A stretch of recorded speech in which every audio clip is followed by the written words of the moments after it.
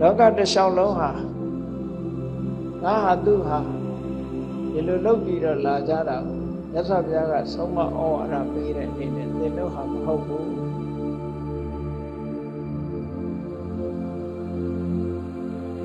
အထင်မှားအမြင်မှာတဏှာမှာအလွန်ရှိကြခဲ့တဲ့အထင်မှားအမြင်မှားတွေဟာလူတွေရဲ့စိတ်အစဉ်မှာဆွဲချင်တဲ့မြတ်ဆွဲနေအလွန်ဒုတဲ့ကြီးမားစွာဆွဲပြီးတော့နေတယ်ဒါကြောင့်မို့လို့အဲ့ဒီအဆွဲတွေကိုပြုတ်ဖို့ဆိုတာတာမန်အားဖြင့်မလွယ်ဘူးကြိမ်ကြိမ်ထပ်ထပ်ဆင်ញင်သုံးသပ်လို့ဝိပဿနာဉာဏ်နဲ့ဆင်ញင်သုံးသပ်မှဝိပဿနာတောင်ဉာဏ်ရင့်လာတဲ့အခါမှာဒီအစွဲတွေဟာကင်းသွားတယ်ငါမရှိရင်ငါမရှိဘူးဆိုတာတကယ်ပြောမယ်ဆိုရင်ရိုးရိုးလေးပဲငါမှမရှိရင်ငါဟာဆိုတာမရှိဘူး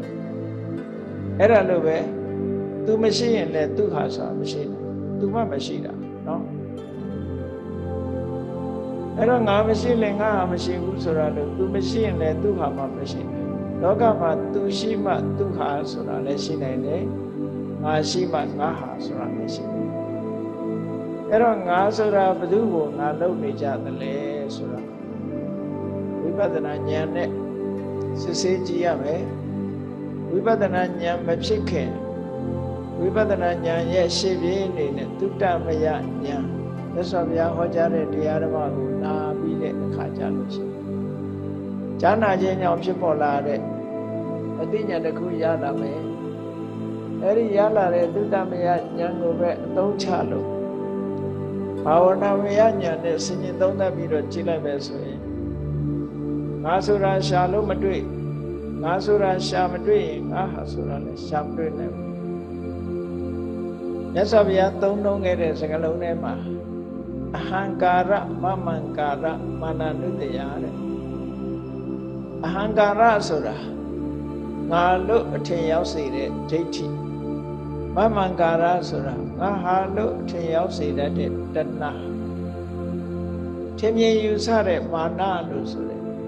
ဒီသဘာဝတရား၃ခုဟာလူတွေရဲ့စိတ်အစဉ်ကြီးစိုးလွှမ်းမိုးပြီးတော့ထားတယ်အဲ့ဒီကြီးစိုးလွှမ်းမိုးထားတဲ့ဒီတရားတွေရဲ့အမြင်နဲ့ကြည့်လိုက်မယ်ဆိုလို့ရှိရင်ကြီးစိုးထားသည့်အတွက်ကြောင့်မိမိတဏ္ဍာမှာဖြစ်ပေါ်လာတဲ့ယုတ်တရားနံတရားတွေကိုယုတ်တရားနံတရားလို့မမြင်ဘဲနဲ့ငါလို့သွားမြင်ငါလို့မြင်လိုက်တဲ့ဖြင့်ငါဟာလို့လည်းပဲမြင်နေပေါ့အဲ့ဒါကြောင့်မို့လို့ဒီအမြင်ဟာငါလို့မြင်တဲ့အမြင်ကဒိဋ္ဌိရဲ့အမြင်လို့ဒီလိုပြောဒီနေရာမှာမတူညီတဲ့သဘောလေးတွေကအနတ္တလက္ခဏာသုံးပါဧတံမမဧသောဟမတမိဧသောမိအတ္တလို့ဧတံမမဆိုတဲ့အယူအစွဲဟာဆွဲယူထားမှုဟာတဏှာရဲ့ဆွဲယူထားမှုဧသောဟမတမိဆိုတာမာနရဲ့ဆွဲယူထားမှုဧသောမိအတ္တဆိုတာကြတော့ဒိဋ္ဌိရဲ့ဆွဲယူထားမှုတဏှာမာနဒိဋ္ဌိကိုဒီလိုဆိုတယ်အခုဒီစကားလုံးမှာအဟံကာရမမံကာရဆိုတာနဲ့ကြတယ်အဟံဆိုတာဒီနေရာမှာအတ္တဆိုတဲ့စကားလုံးကိုစားသုံးတဲ့နေပဲဒါကြောင့်မို့ငါမရှိဘူးဆိုတာအတ္တမရှိဘူးလို့ပြောတယ်အဲ့တော့အတ္တလို့ဆိုတဲ့မှားရွံ့တဲ့အယူဆတစ်ခုပြုလုပ်နေတာဒိဋ္ဌိမှားရွံ့တဲ့အမြင်တစ်ခုကြောင့်ငါလို့ထင်မှတ်ငါလို့ထင်မှတ်နေသည့်အတွက်ကြောင့်ငါရှိလာသည့်အတွက်ကြောင့်ငါဟာဆိုတာတွေသိမ့်ပိုက်မှုတွေဖြစ်လာအဲ့တော့ငါရှိလို့ငါဟာတွေရှိလာတဲ့အခါကျမဆုံးနိုင်တဲ့အစွဲလန်းနေဒီနှစ်ခုကငါလို့ထင်တာဆိုတဲ့အယူဆရဲ့ငါဟာလို့ထင်တဲ့တဏှာရဲ့ဒီနှစ်ခုကစိတ်ထဲမှာအလွန်ဖမ်းချုပ်ထားနိုင်တဲ့စိတ်ကိုဆုပ်ကိုင်နှောမိုးထားနိုင်တဲ့ဥပါဒံတရားတွေဖြစ်တာပေါ့ဥပါဒံဆိုတာအလွန်ပြင်းပြင်းထန်ထန်ဆွဲထားတဲ့အစွဲအဲ့ဒီစိတ်ဆွဲလမ်းမှုကြီးကိုခြေဖြတ်ဖို့ဆိုတာတာမန်လည်းမလွယ်ဘူးအဲ့ဒီဥပါဒံအစွဲရှိနေသေးတယ်ဗျ ပရိစ္ဆေသမုပ္ပါဒ်မှာမြတ်စွာဘုရားဟောတဲ့ဥပါဒနာပိစ္ဆေယဘုံဘောဥပါဒံဆိုတဲ့စိတ်ဆွဲလန်းကြီးပြင်းထန်လာလို့ရှိရင်ထိုဆွဲလန်းကိုအကြောင်းပြုပြီးတော့ဘဝတစ်ခုတည်ဆောက်တဲ့ကံတရားတွေလှုပ်လာကြတယ်ကုသိုလ်ကံကိုလှုပ်တယ်အကုသိုလ်ကံကိုလှုပ်တယ်အစွဲလန်းကိုအခြေခံပြီးတော့လှုပ်တာအဲ့တော့လှုပ်တယ်ဆိုတဲ့နေရာမှာအစွဲလန်းကိုအခြေခံတယ်ဆိုတာအမှန်ကိုမသိလို့စွဲလန်းတာဒါကြောင့်မို့လို့အခြေခံတယ်ဆိုတဲ့နေရာမှာဆွဲလန်းမှုဆိုတဲ့နေရာမှာတဏှာဟာပို့ပြီးတော့ကျယ်ပြန့်ဒိဋ္ဌိကသူ့လောက်မကျယ်ပြန့်တဏှာကပို့ပြီးတော့ကျယ်ပြန့်ကျယ်လဲကျယ်ပြန့်တယ်အားလည်းပိုကောင်းလာသို့တော့အပြစ်ထဲမှာကြတော့ဒိဋ္ဌိဆိုတဲ့မှားရွံ့တဲ့အယူကပို့ပြီးတော့ပြစ်ကြီးတယ်ဘာဖြစ်လို့အဲ့ဒါပြောရတာတော့လို့ဆိုရင်မှားရွံ့တဲ့အယူဆတရားဟာကိုယ့်ရဲ့စိတ်ထဲမှာခိုင်ခိုင်မြဲမြဲဆွဲသွားရင်နိယတမိစ္ဆာဒိဋ္ဌိအဲ့ဒီနိယတမိစ္ဆာဒိဋ္ဌိဆိုရင်ယူဆွဲတဲ့အမြင်မှားကြီးရှိပြီဆိုရင်အပင်ငရဲကြရင်တောင်မှကဘာချီပြီးတော့ခံရတယ်နောက်ဆုံးမှာဘလောက်ထီအောင်ဆိုလို့အဲ့ဒီနိယတမိစ္ဆာဒိဋ္ဌိအယူဆွဲရှိတဲ့ပုဂ္ဂိုလ်တဏှာရဲ့သင်္ဂုတ်ဆိုတာဘယ်သူမှလည်းမနှုတ်နိုင်ဘူးအမတန်ခိုင်မြဲတယ်ပေါ့အလုံးခိုင်မြဲတဲ့သင်္ဂုတ်ကြီးလို့တဏှာထဲမှာခိုင်မြဲနေပဲပုဂ္ဂိုလ်လို့ဒီလိုဆိုတဏှာကထွက်ဖို့ဆိုတာအလုံးခင်းသွားကဘာပြည့်ရင်တောင်မှပဲကဘာပြောင်းပြီးတော့ငရဲဒုက္ခကိုခံစားရတယ်ဒါကြောင့်မို့လို့အပြစ်ထဲမှာတော့ဒိဋ္ဌိကကြီးတယ်လို့ပြောအောင်သို့တော့သူကလွယ်လွယ်ကူကူနဲ့ဖြေပြောင်းလို့ရတယ်လို့ပြောအောင်တဏှာနဲ့စာရင်ပိုလွယ်ကူလင်းလင်းမြန်မြန်ပြောင်းပွင့်နိုင်တယ်ဖြေရှင်းလို့ရတယ်ဒါကြောင့်မို့သောတာပန်ဖြစ်တာနဲ့တပြိုင်နက်ပထမမဲ့အဆင့်မှာလည်းပဲငါဆိုတဲ့အယူဆွဲကြီးဟာဖြေရှင်းလို့ရသွားသောတာပတိမက်စိတ်နဲ့လည်းပဲသူကရှင်းပြလိုက်နိုင်တယ်ပထမအဆင့်မှာလည်းပဲသူကရှင်းပြခြင်းကိုခံရတယ်သို့တော့ငါဟာလို့မြင်နေတဲ့တဏှာအစွဲကြတော့သောတာပတိမက်နဲ့လည်းပြောင်းအောင်မရှင်းနိုင်ဘူးသဂရဂါမိမက်နဲ့လည်းပြောင်းအောင်မရှင်းနိုင်ဘူးအနာဂါမိမက်နဲ့လည်းပြောင်းအောင်မရှင်းနိုင်ဘူးမလေးပါအစုံကြီးအရဟတမေရောက်သွားတဲ့အခါကျတော့မှသူကပြောင်းရှင်းလို့ရတယ်ဒါကြောင့်မို့သူကပို့ပြီးတော့ဆွဲတယ်လို့ဒီလိုပြောအောင်ဒိဋ္ဌိဆွဲတဲ့တဏှာဆွဲကပို့ပြင်းထန်တယ်လို့ဒီလိုပြောအောင်၄ချိန်၄ခါ၄မဲ့၄ခါကြာမှဒီတဏှာဆွဲကိုဖြုတ်နိုင်အဲ့ဒီအဆွဲတွေဖြစ်ဖို့ဟာအမှန်တမ်းအရေးကြီးလို့မြတ်စွာဘုရားကဟောတာငါမရှိဘူးငါမရှိလို့ရှိရင်ငါဟာဆိုတာလည်းမရှိဘူးဆိုတာသိချာလို့မြတ်စွာဘုရားဒီသုတ်တန်ဟောတယ်အဲ့တော့အဟံကာရမမံကာရမာနာနုတယငါဆိုတဲ့အထင်မြင်ကိုဖြစ်စေတတ်တဲ့ဒိဋ္ဌိရဲ့ငါဟာဆိုတဲ့အထင်မြင်တွေကိုဖြစ်စေတတ်တဲ့တဏှာရဲ့ဒီနှစ်ခုဟာဥပါဒံလို့ဆိုတဲ့ဖြင့်ဒီနှစ်ခုအခြေခံထားလို့ရှိရင်ကုသိုလ်ကအကုသိုလ်ကရှိနေမှာဘဝဆိုတာမပြတ်နိုင်ဘူးဘဝမပြတ်လို့ရှိရင်ဘဝပစ္စယဇာတိဆိုဇာတိလာဇာတိရှိလာလို့ရှိရင်ဇရာမရဏံဆိုတာနဲ့အဆုံးသတ်ပဲဒီကြားထဲမှာလည်းပဲတောကဆိုတာတွေပရိဒေဝဆိုတာတွေဒုက္ခဒေါမနတဥပါယတဆိုတဲ့ယတနာပေါင်း16000ဒုက္ခအစုဝေးကြီးနဲ့ရင်ဆိုင်ကြရအောင်ဖြစ်တယ်။ဒါကြောင့်မို့လို့ဒီနှစ်ခုရှင်းဖို့အမတန်မှအရေးကြီးတယ်လို့အဲ့တော့ဒီနှစ်ခုကိုရှင်းဖို့ရအတွက်အခြေခံအသိဉာဏ်အမတန်မှအရေးကြီးတာအဲ့ဒီအခြေခံအသိဉာဏ်ကိုယထာဘုဒ္ဓဉာဏ်လို့ခေါ်တယ်။ယထာဘုဒ္ဓဉာဏ်ကိုရအောင်ဒီကြိုးစားရယထာဘုဒ္ဓဉာဏ်ရမှငါဆိုတာမဟုတ်ဘူးငါဆိုတာမရှိဘူးငါဆိုတာမရှိသည့်အတွက်ကြောင့်ငါဟာဆိုတာမရှိဘူးလို့ ရှင်းရှင်းကြီးမြင်နိုင်မှာဖြစ်တယ်ဘယ်အရာတွေကိုငါတို့လူတွေကလုံနေကြသလဲငါဟာလို့လုံနေကြသလဲဆိုတဲ့နေရာမြတ်စွာဘုရားကတဏှာသင်္ခေယတုတ်မှာရှင်မောက္ကလံကိုဟောတဲ့ထည့်တယ်တပ္ပေဓမ္မာနာလံအဘိနိဝေတာယတပ္ပေဓမ္မာနာလံအဘိနိဝေတာယသဘာဝတရားအလုံးဟာတဲ့အဘိနိဝေတာငါလို့လည်းတွေးရမယ့်ဟာမရှိငါလို့တွေးဖို့မသင့်တော့ဘူးငါဟာလို့တွေးဖို့လည်းမသင့်တော့ဘူးဘယ်ကြပဲဖြစ်ဖြစ်ဘုန်းကြီးတို့တဏ္ဍာမှာရှိနေတဲ့ရုပ်ဖယ်ဖြစ်ဖြစ်နာမည်ဖြစ်ဖြစ်ငါလို့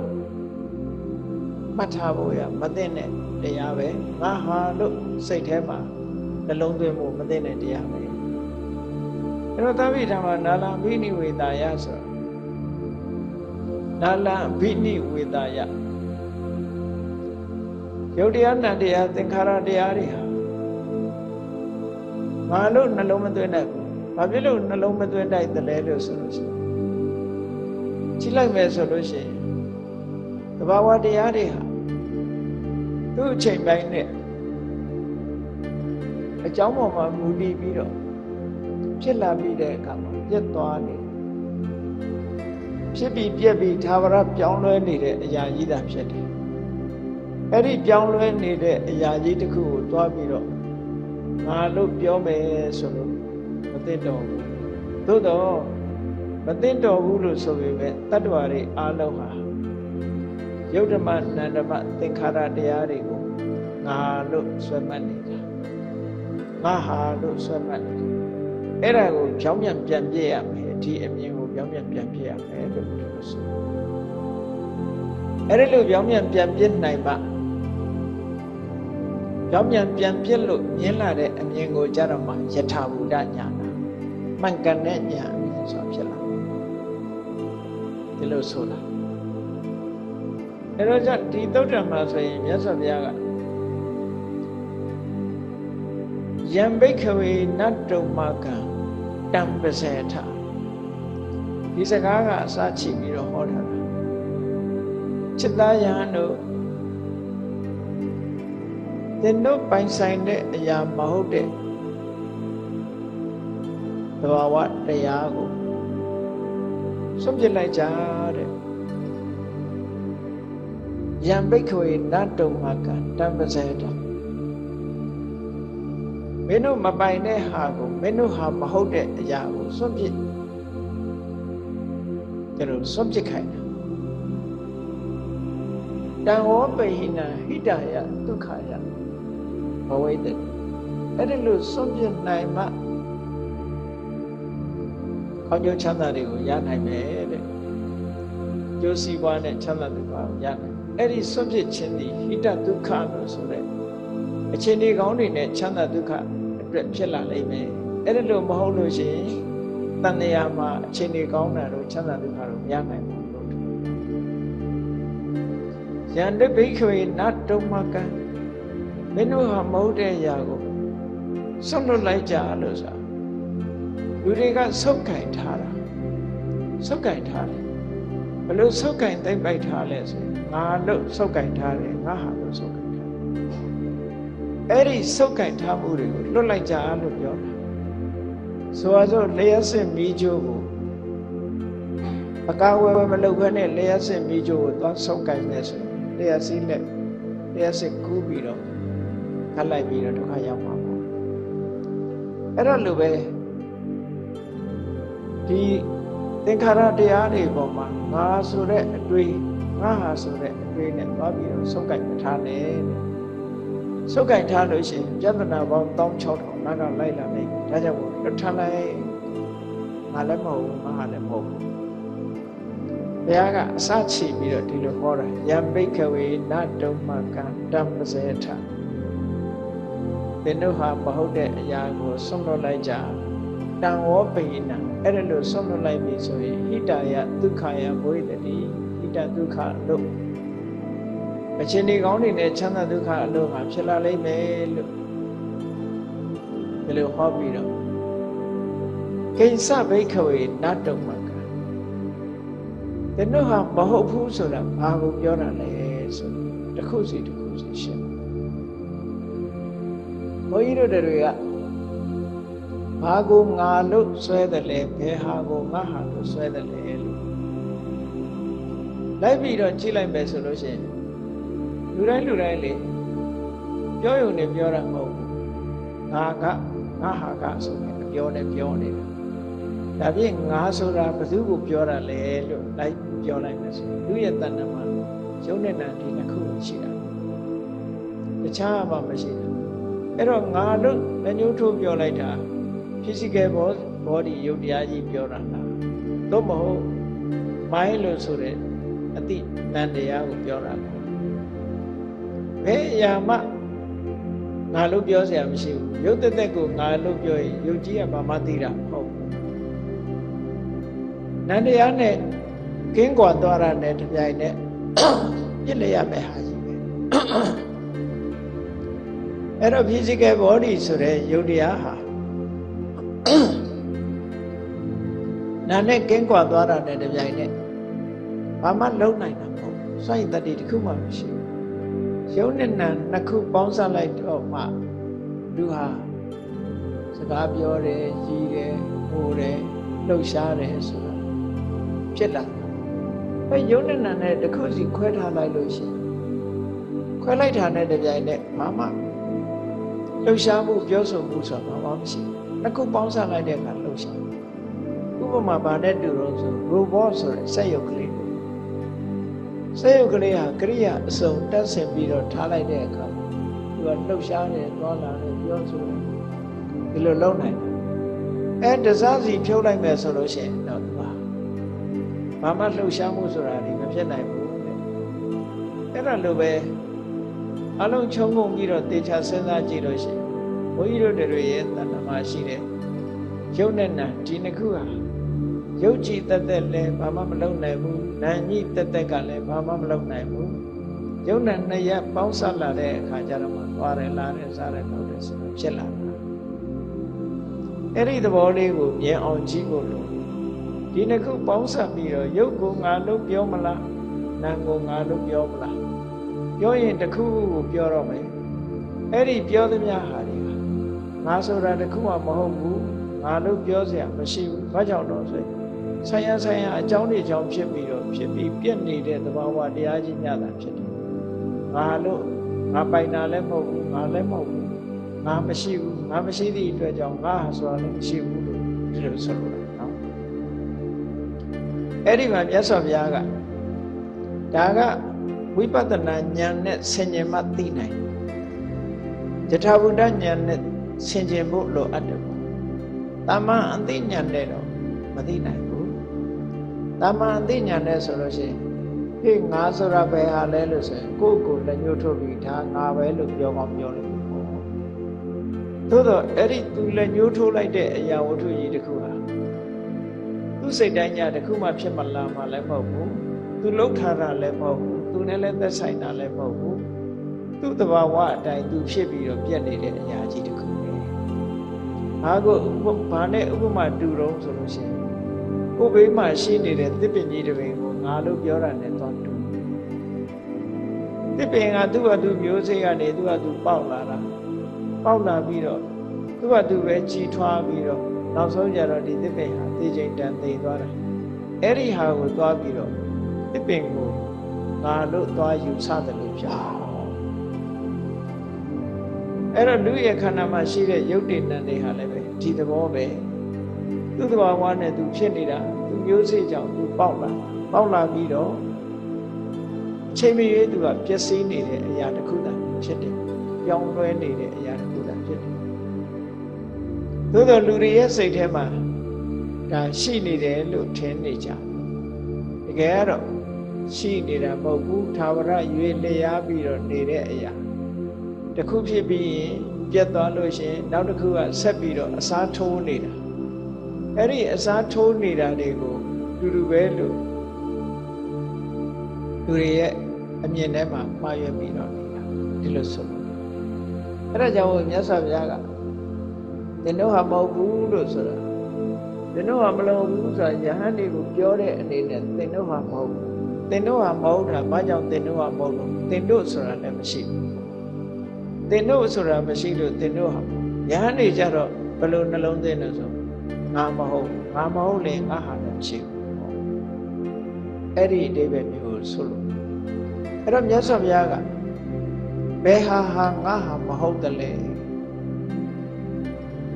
ဘယ်ဟာသင်တို့ဟာမဟုတ်တယ်လေဆိုတာတစ်ခုစီရှင်းပြစက္ခုဘိက္ခဝေနတုံမကတံပဇေထဘောရစကားနဲ့ပြောမယ်ဆိုလို့ရှိရင်မျက်လုံးလေးဟာသင်တို့ဟာမဟုတ်ဘူးမျက်လုံးလေးဟာသင်တို့ဟာမဟုတ်ဘူးတံပဇေထအဲ့ဒီမျက်လုံးလေးကိုစွန့်ထားလိုက်ကြလို့ဆိုတာတွဲမနေနဲ့ငါဟာလို့သိမ့်ပိုက်မနေနဲ့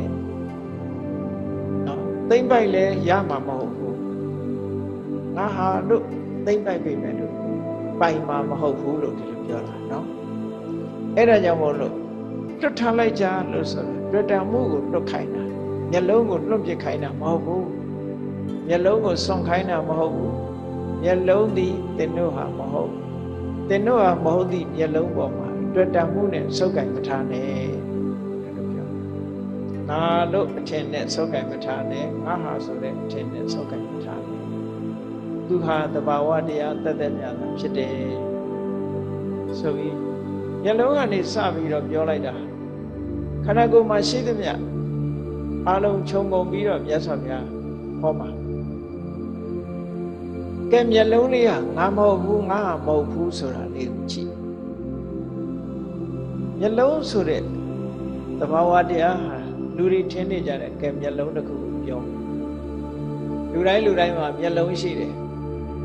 အဲ့ဒီမျက်လုံးလေးကိုလေးလာဆန်းစစ်ပြီးတော့ကြည့်လိုက်မျက်လုံးမှာနှမျိုးမှတ်ထားရမယ်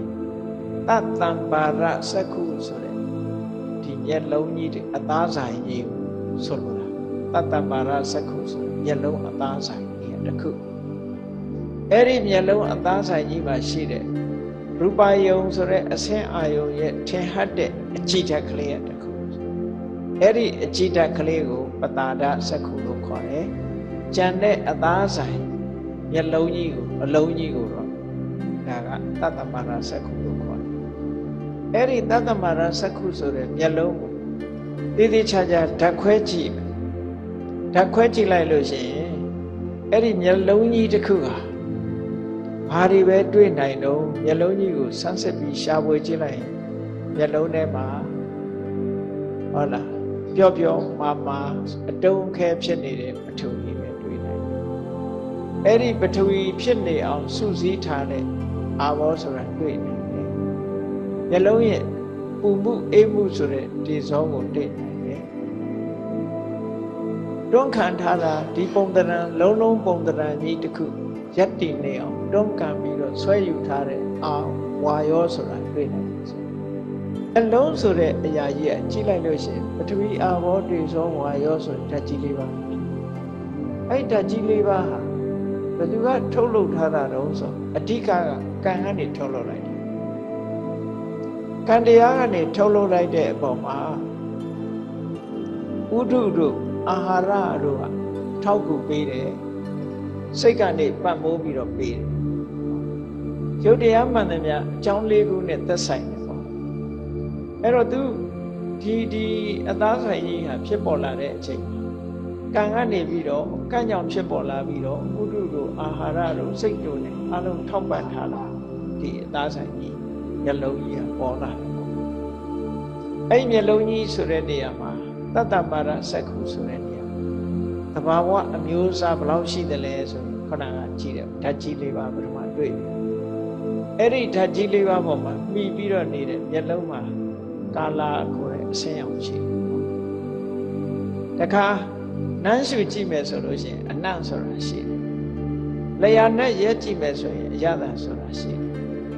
အဲ့ဒါရဲ့တုတ်ပြန်ပြီးတော့အကြောင်းတစ်ခုကိုဖြစ်ပေါ်စေနိုင်တဲ့ဩဇာဓာတ်ဆိုတာရှိတယ်ပေါင်းလိုက်တော့အဲ့ဒီမျက်လုံးမှာမျက်လုံးဆိုတဲ့အသားဆိုင်ကြီးဟာ ဓာတ်ကြီး၄ပါးရဲ့ဥပါဒယုတ်၄ခုရဲ့ဆိုတဲ့အစဉ်အနတ်အရသာဩဇာဆိုတဲ့ဒီဓာတ်၄ခုရဲ့ဓာတ်၄ခုရဲ့အဲ့ဒီဥပါဒယုတ်၄ခုရဲ့ပေါင်းလိုက်တော့၈ခုဖြစ်တယ်အဲ့ဒီ၈ခုဟာဘလို့မှခွဲလို့မရတဲ့၈ခုအမြဲတမ်းတွဲပြီးတော့နေတဲ့၈ခုသို့တော့တစ်ခုနဲ့တစ်ခုသဘာဝချင်းတူသလားလို့ဆိုမတူအဲ့ဒီသဘာဝချင်းမတူတဲ့၈ခုဒီလိုထင်ထင်ရှားရှားရှိတယ်ပေါ့နော်အဲ့ထဲမှာနောက်ထပ်ဘာရှိသေးတုံးဆိုတာကြည့်လိုက်မယ်ဆိုလို့ရှိရင်ဘာဝဆိုတဲ့ဖိုမျိုးစိတ်မမျိုးစိတ်ဆိုတာအဲ့ဒီမှာရှိတယ်ဘာဝဆိုတဲ့ဖိုမျိုးစိတ်မမျိုးစိတ်ရှိတယ်တံဘဝဆိုတဲ့တုတ်သွေးဓာတ်တစ်မျိုးရှိတယ်ပေါ့နော်အဲ့ဒီမျက်လုံးထဲမှာမျက်လုံးအသားဆိုင်ကြီးမှာရှိနိုင်တယ်ဟောနောက်တစ်ခုကအခုခုနကအဝိတ္တိဘောဂယု၈ခုလို့ခေါ်တယ်ဓာတ်ကြီး၄ပါးရဲ့အစင်းရဲ့အနံ့ရဲ့အရသာရဲ့ဩဇာ၈ခုအဲ့ဒီထဲမှာတံဘဝဆိုတဲ့တုတ်ဓာတ်ကိုထည့်လိုက်လို့ရှိရင်၉ခုနောက်တစ်ခါဇီဝိတဆိုတဲ့ပြန်ပြီးတော့ဖြစ်နေတာဇီဝိတကြောင့်ပြန်ဖြစ်တယ်အနိုးဆိုပြတ်သွားရင်တခါတည်းပြတ်ဆိုတော့စဉ်းစားကြည့်ပေါ့ငါးတစ်ကောင်မတည်သေးဘူးဆိုရင်ဒုက္ခနာကမပုတ်ဘူးလေမပုတ်ဘူးငါတည်သွားပြီဆိုလို့ရှိရင်ပုတ်မှာမတည်ချဘာလို့လဲဆိုရင်ဇီဝိတဆိုတာမရှိတော့ဇီဝိတကထိမ့်ပိတ်ထားသည့်အတွက်ကြောင့်သူကပုတ်သွားပြောင်းလဲသွားတယ်နော်အေးကြကတိတ္တရဲထားရင်လည်းမပုတ်ဘူးလို့ပြောကောင်းပြောကြလိမ့်မယ်သို့တော့ထပ်ပြောင်းနေအဲ့ဒါနော်ဘလို့ပုတ်သွားတာကြီးတာမရှိတာအသက်ရှင်တဲ့အနေအထားမျိုးမဟုတ်ဘူးအေးအသက်ရှင်နေပြီဆိုလို့ရှိရင်ကတော့ဒီကရုပ်ကထက်တလဲလဲအသစ်တွေတိုးပွားပြီးတော့ပုတ်သွားတဲ့အရာမဟုတ်ဘူးဆက်လက်ပြီးတော့ဖြစ်နေအဲ့ဒါကြောင့်မလို့ဇီဝိတဆိုတာထည့်လိုက်ရောဘာဝဆိုတာထည့်လိုက်ရောခုန၈ခုတည်းကိုဒီ၃ခုထည့်လိုက်တဲ့အခါကျ၁၁ခုဖြစ်ဟောဒါမျက်စိထဲမှာကြည့်ပဲဆိုရင်ဒီဟာတွေတွေ့တယ်မျက်လုံးကြီးထဲမှာတွေ့နိုင်တယ်ဘာဝတရားတခါအဲ့ဒီထဲမှာကာယပတ္တရလို့ဆိုတဲ့အရာရှိတယ်ခန္ဓာကိုယ်တစ်ခုလုံးကိုပြန့်နှံ့ပြီးတော့တီးနေတဲ့ကာယပတ္တရဆိုတာရှိတယ်အဲ့ဒီကာယပတ္တရယုတ်ကလည်းပဲဒီမျက်လုံးထဲမှာအကုန်လုံးရှိပြီးတော့နေတယ်အဲ့တတ္တမရစကုထဲမှာတခါစကုပတ္တရဆိုတဲ့မျက်စိအခြေလေးတစ်ခုထည့်လိုက်လို့ရှိရင်အလုံး73ခုရှိသွားတယ်အဲ့ဒီ73ခုဟာကံ့ကြောင့်ဖြစ်တာ73ခုကံ့ကြောင့်ဖြစ်တာ73ခုဒီထဲမှာဓာတ်၄ခုရယ်ကံ့ကြောင့်ဖြစ်တာက14ခုစိတ်ကြောင့်ဖြစ်တာက14ခုဥရုကြောင့်ဖြစ်တာက73ခုဥရုကြောင့်ဖြစ်တာက73ခုနောက်အာဟာရကြောင့်ဖြစ်တာ73ကံစိတ်ဥတုအာဟာရအဲ့ဒါတွေကိုပေါင်းလိုက်လို့ရှိရင်သူက73အလုံးပေါင်းလိုက်တဲ့အခါကျတော့36ခုရှိတယ်36ခုအဲ့36ခုအဲ့36ခုကိုပြန်ပြီးတော့ပြောရမယ်ဆိုလို့ရှိရင်ဓာတ်၄ပါးရယ်နောက်ပြီးတော့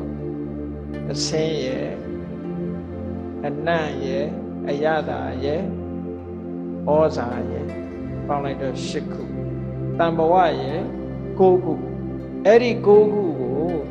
ကံစိတ်ဥတုအာဟာရအကြောင်း၄ပါးနဲ့မြောက်လိုက်လို့ရှိရင်36ဖြစ်တယ်အဲ့ဒါလို့ပါ36မျိုးဖြစ်သွားတယ်နော်အဲ့ဒီ36မျိုးတဲ့ပြီးတော့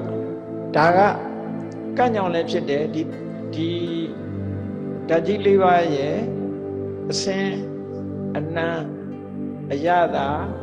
ဩဇာဆိုတဲ့ဒီအထက်ကလယုတ်၈ခုသို့မဟုတ်ဒီအဝိတ္တဘောယုတ်၈ခုအဲ့ဒီ၈ခုဟာ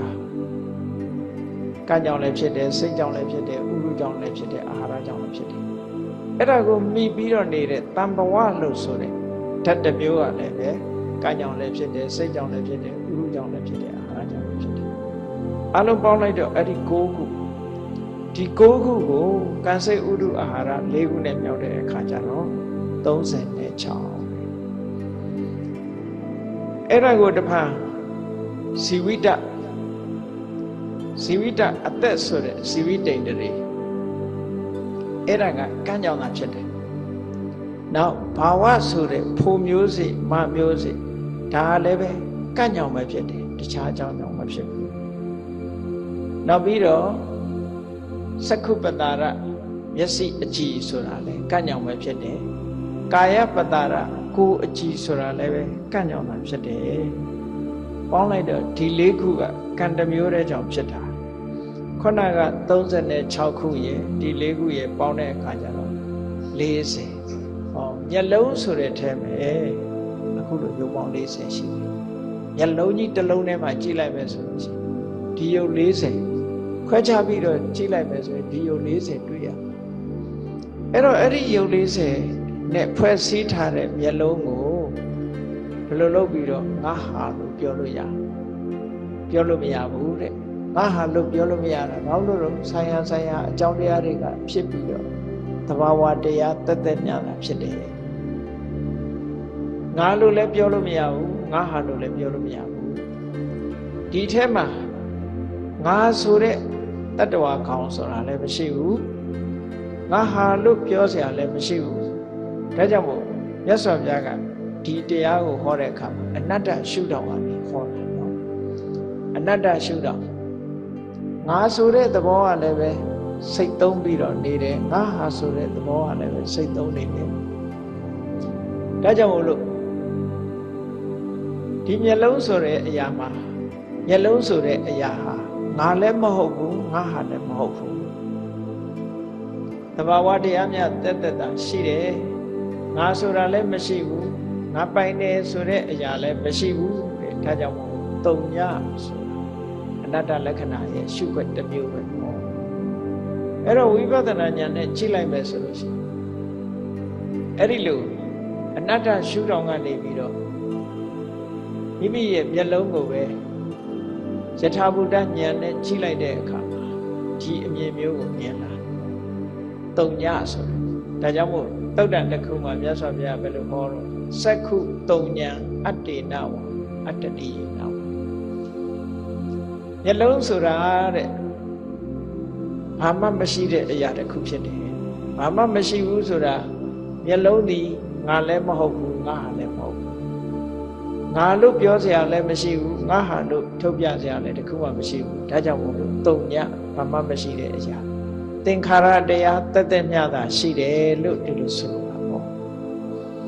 ရိုဘော့ဆိုတဲ့စက်ရုပ်ကလေးကိုတစ်ခုစီဖြုတ်ကြည့်လို့ရှိရင်အထဲထဲမှာဘာမှတွေ့မှာမဟုတ်ဘူးပေါ့နော်အစိတ်ပိုင်းလေးတွေပဲတွေ့မယ်ခုနကစကားပြောနေတာဘယ်ဟာပြောတာတော့လို့လိုက်ကြည့်မယ်ဆိုရင်ရှာလို့တွေ့မှာမဟုတ်ဘူးအလုံးပေါင်းစပ်လိုက်တဲ့အခါမှာဖြစ်ပေါ်လာတဲ့အရာမြတာဖြစ်တယ်ပေါ့တစ်ခုစီဒီဖယ်ထားလိုက်တာနဲ့တပြိုင်နက်အကုန်လုံးအရာခတ်သိမ်းမှာဘာမှလှုပ်ရှားနိုင်တဲ့စွမ်းရည်တတ္တိတွေမရှိဘူးတဲ့သဘာဝတရားတက်ညတာဖြစ်တယ်လို့ဒါကြောင့်မို့မြတ်စွာဘုရားကစက္ခုနတုံမကတံပဇေထမျက်လုံးဟာမင်းတို့ဟာမဟုတ်ဘူးတဲ့တံပဇေထအဲ့ဒီမျက်လုံးပေါ်မှာတဏှာနဲ့သိမ့်ပိုက်ပြီးတော့ငါဟာလို့ထင်နေတဲ့ဆွဲလန်းပြီးတော့မနေကြနဲ့တဲ့လွတ်ထားလိုက်ကြတံဟောပိဟိနံဟိတယဒုက္ခယဝိသတိအဲ့ဒီလိုလွတ်ထားလိုက်ပြီဆိုလို့ရှိရင်ဟိတဒုက္ခလုံးမှာချမ်းသာလာလိမ့်မယ်လို့ဒီလိုပြောတာဒါဖြင့်အဓိပ္ပာယ်ပြောင်းပြန်ပြီးတော့ကြည့်ပေါ့မျက်လုံးပေါ်မှာဆွဲလန်းတဲ့တဏှာမှားရွေးတဲ့အမြင်ကိုမစွန့်လွတ်နိုင်ဘူးဆိုလို့ရှိရင်ဘာဖြစ်နိုင်တော့ဆိုဒုက္ခဖြစ်မှာဘယ်လိုဒုက္ခတွေလာတာတော့လို့ဆိုတော့ကြည့်လေမျက်စိမှာတစ်စုံတစ်ခုထိခိုက်လာပြီလို့ထင်တဲ့အခါကျတော့ငါမျက်လုံးဆိုတဲ့ဆွဲလေးနဲ့လူမှာတောကတွေဖြစ်လာတယ်။အနည်းဆုံးတောကဖြစ်လာတယ်။ တောကဖြစ်တယ်ဆိုတာငါဟာလို့ထင်လို့တောကဖြစ်တာဟုတ်ငါဟာလို့မထင်ဘူးဆိုရင်တောကဖြစ်မှာမဖြစ်တာနော်ကိုမပိုင်ဘူးကိုဟာမဟုတ်ဘူးလို့မြင်လိုက်တာနဲ့တပြိုင်နက်တောကဟာဖယ်ရှားပြီးသားဖြစ်သွားတယ်ဒါကြောင့်မို့အဲ့ဒီတောကဆိုတာကိုဖယ်ရှားနိုင်ဖို့အတွက်မြတ်စွာဘုရားကအမြင်ကိုပြောင်းခိုင်းတာပဲအမြင်ပြောင်းတယ်ဆိုတာတန်တရားကနေပြီးတော့မှားလာတဲ့အမြင်တွေငါဆိုတဲ့အမြင်ငါဟာဆိုတဲ့အမြင်တွေဟာတကယ်တော့မှန်ကန်တဲ့အမြင်မဟုတ်ဘူးအဲ့ဒီမှန်ကန်တဲ့အမြင်မဟုတ်တဲ့အရာကိုပြောင်းခိုင်းလိုက်တာပြောင်းခိုင်းလိုက်လို့ရှိရင်ယထာဘုဒ္ဓဉာဏ်ဆိုတဲ့မှန်ကန်တဲ့အမြင်တစ်ခုရလာအဲ့ဒီရလာပြီဆိုတဲ့အခါမှာမျက်လုံးနဲ့ပတ်သက်ပြီးတော့စိုးရိမ်စိတ်ဆိုတာမရှိတော့ဘူးမျက်လုံးနဲ့ပတ်သက်ပြီးတော့ငါဟာလို့သိမ့်ပိုက်လိုက်တဲ့ဖြင့်မျက်လုံးကိုကာကွယ်ဖို့ငါဟာကိုတည်မြဲဖို့ဆိုတဲ့အနေနဲ့အကုသိုလ်တွေလှုပ်ရှားလည်းမရှိဘူးအဲ့တော့အကုသိုလ်တွေဟာတိုးတက်လာတာမရှိတော့သူ့ကိုအကြောင်းပြုပြီးတော့တဏှာလည်းမဖြစ်တော့ဘူးဒိဋ္ဌိလည်းမဖြစ်တော့ဘူးတဏှာဒိဋ္ဌိမဖြစ်သည့်အတွက်ကြောင့်ဆွဲလန်းမှုသူ့ကိုအကြောင်းပြုပြီးတော့ကုသိုလ်လုပ်တာအကုသိုလ်လုပ်တာဘဝကိုတိဆောက်တဲ့ကံတွေလည်းမလာတော့ဘူးကံတွေမလာလို့ရှိရင်ဇာတိဆိုတာမလာဘူးဘဝဆိုတဲ့ဇာတိမလာဘူးမလာတာနဲ့တပြိုင်နက်စရာမရဏလည်းမရှိဘူးတောကပရိဒေဝဆိုတာတွေမရှိတော့အလုံးဒုက္ခတွေဟာချုပ်ငြိမ်းသွားတယ်မျက်လုံးနဲ့ပတ်သက်ပြီးဒုက္ခငြိမ်းသွားတယ်တစ်ခုချင်းတစ်ခုချင်းမြတ်စွာဘုရားကဆွဲတွေကိုဖြုတ်ခိုင်းတာဥပမာဘယ်လိုပေးထားတော့ဆိုမြတ်စွာဘုရားယဟန်တွေကိုတရားဟောရင်ဒီသုတ်တံကိုဟောတော့ကဘုရားကဇေရွန်ကျောင်းထဲမှာဟောတာဇေရွန်ကျောင်းထဲမှာဟောတဲ့အခါကျတော့တစ်ပင်တွေကိုမြတ်စွာဘုရားပြပြီးကဲဇေရွန်ကျောင်းထဲမှာမြက်တွေတစ်ပင်ရှိတယ်အဲ့ဒီမြက်တွေတစ်ပင်တွေကိုမျက်ရည်သမားကမြက်ကိုလာရိုက်မယ်တစ်ပင်ကိုခုတ်ပြီးတော့တစ်ကိုင်းကိုယူမယ်ဆိုလို့ရှိရင်ယဟန်နေအနေနဲ့ဘယ်လိုခံစားရလဲအေးမျက်ရိပ်သွားရင်လည်းငါ့ကိုရိပ်သွားတယ်ငါ့ကိုရိပ်သွားတယ်လို့ခံစားရတာမခံစားရပါဘူး။အော်မျက်ကိုယူသွားရင်ငါ့ကိုယူသွားတယ်ငါဟာယူသွားတယ်လို့မခံစားရဘူးလေ။မျက်ကကိုမှမဟုတ်တာပဲကိုထဲမှာမသက်ဆိုင်အဲ့ဒါလောက်ထိအောင်ကိုဒီခန္ဓာကိုယ်ရဲ့မိမိနဲ့ဆက်ဆက်နေတဲ့ယုတ်တရားနံတရားတွေပေါ်မှာသင်္ခါရေပရတောပတ္တတခြားဟာအနေနဲ့မြဲအောင်ကြည့်ရမယ်ငါဆိုတာနဲ့ဝေးသွားပြီးတော့တခြားဟာနော်သူများငါမဟုတ်ဘူးဘာလို့လဲဆိုသူကသဘာဝတရားတစ်ခုတက်တက်ပဲငါမဟုတ်ဘူးငါလည်းမဟုတ်ဘူးသူများဖြစ်တယ်ဒါမို့သင်္ခါရေပရတောပတ္တသင်္ခါရတရားတွေကိုဒစိမ့်တရားကိုမသိတဲ့အရာလို့ရှုနိုင်အောင်ကြိုးစားမယ်အဲ့ဒီရှုွက်ဘာကိုပြောရလဲဆိုအနတ္တကိုမြင်တဲ့သဘောပဲနော်အနတ္တဆိုတာအဲ့ဒီသဘောကိုပြောတာတုံညလို့မြင်တာလဲအနတ္တကိုမြင်တာပဲငါဟာမဟုတ်ဘူးလို့မြင်တာလည်းပဲအနတ္တကိုမြင်တာပဲအဲ့ဒီအနတ္တမြင်ဖို့ဆိုတာမြတ်စွာဘုရားပွင့်မှမြင်လို့ရတယ်အနိစ္စတို့ဒုက္ခတို့ကဘုရားမပွင့်မိပဲလည်းမြင်လို့ရတယ်တကယ်ပညာရှိပုဂ္ဂိုလ်တွေကအနိစ္စဆိုတာဟောပြောနိုင်တယ်ဒုက္ခဆိုတာဟောပြောနိုင်တယ်လူတွေလည်းအတော်သင့်သိကြတယ်ဘာဖြစ်လို့တော့ဆိုကိုရှိမှကိုသုံးနေတဲ့ပကံလေးကွဲသွားရင်အော်မမြဲဘူးဆိုတာသိတယ်နော်ကိုဝတ်တဲ့အဝတ်ကလေးတွေစုပ်သွားတယ်ကိုအိမ်ကပန်းပွင့်လေးတွေကျွေသွားတယ်ဒါတွေကိုကြည့်ပြီးတော့အော်မမြဲဘူးဆိုတာလွယ်လွယ်ကူကူနဲ့သိနေတယ်ဒုက္ခဆိုတာလဲလူတွေကခလုတ်တိုက်ထားတဲ့ဒုက္ခလို့អော်တာဆိုတော့ဒုက္ခအကြောင်းလည်းသိနိုင်ကြတယ်သို့တော့ငါဟာဆိုတဲ့အစွဲကြတော့6ဖို့မတတ်မှခဲရင်တယ်အနတ္တအတ္တမဟုတ်ဘူးငါမဟုတ်ဘူးငါမဟုတ်ဘူးဆိုတဲ့ဒီအမြင်ကတော့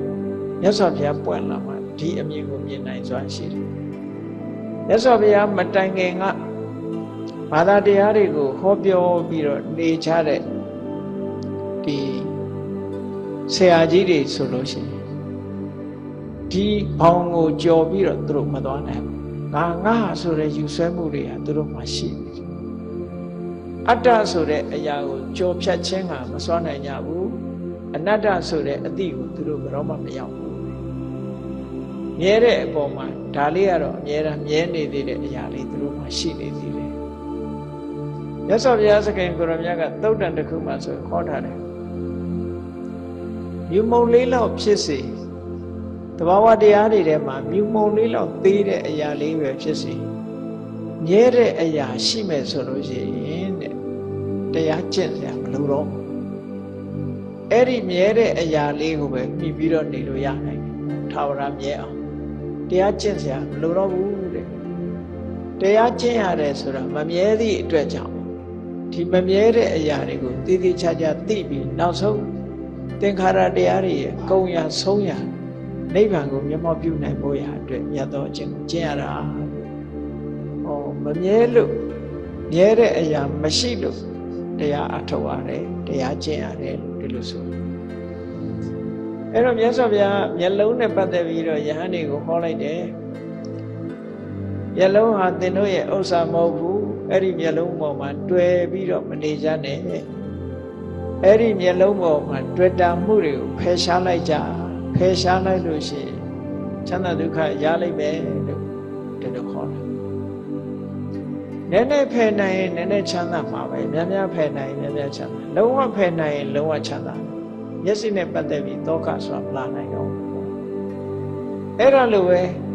ဒါတွေမဲ့ရှုရမှာလားလို့ဆိုမဟုတ်ဘူးနောက်တစ်ခုမြတ်စွာဘုရားရူပါဘိက္ခဝေနတုမကတံပဇေထတေပဇေထတေဝပဟိနဟိတယဒုက္ခဝေ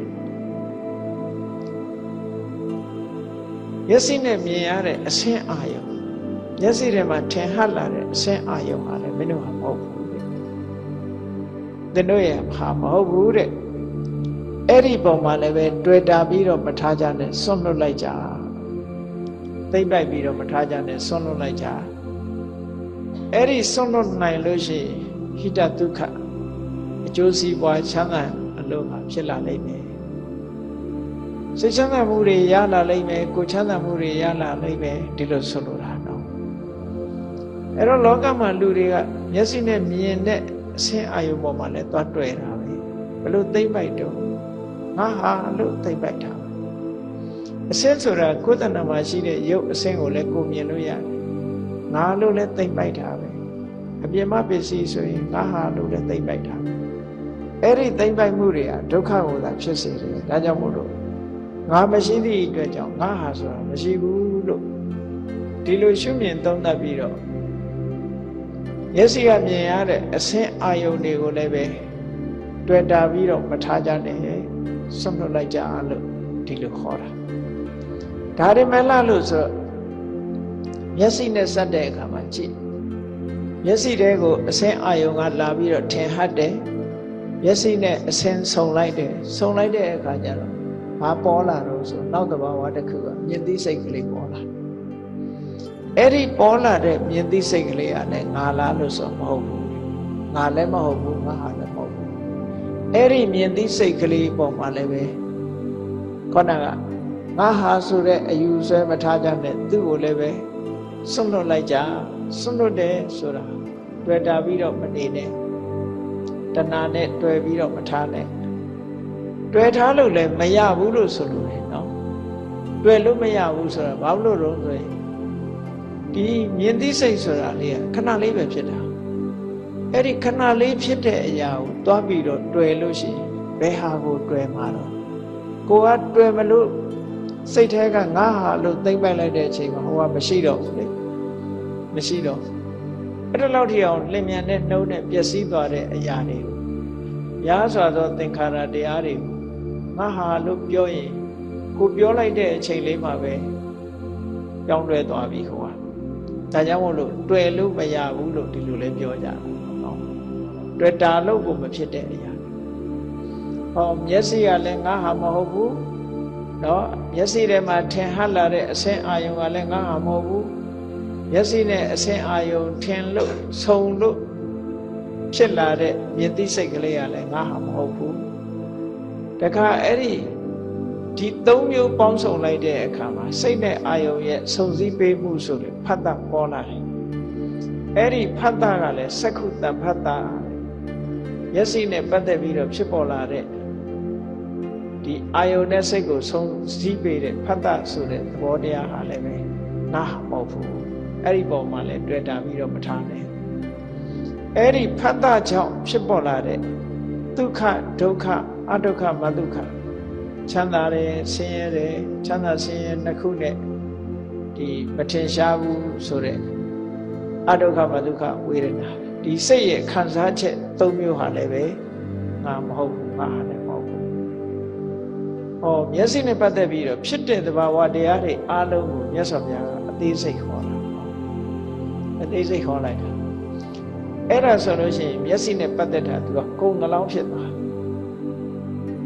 ကုံနှလောင်းဖြစ်တော့မျက်စိနဲ့ပတ်သက်ပြီးတော့အကုသိုလ်ဖြစ်เสียတခုမှမရှိတော့ဘူး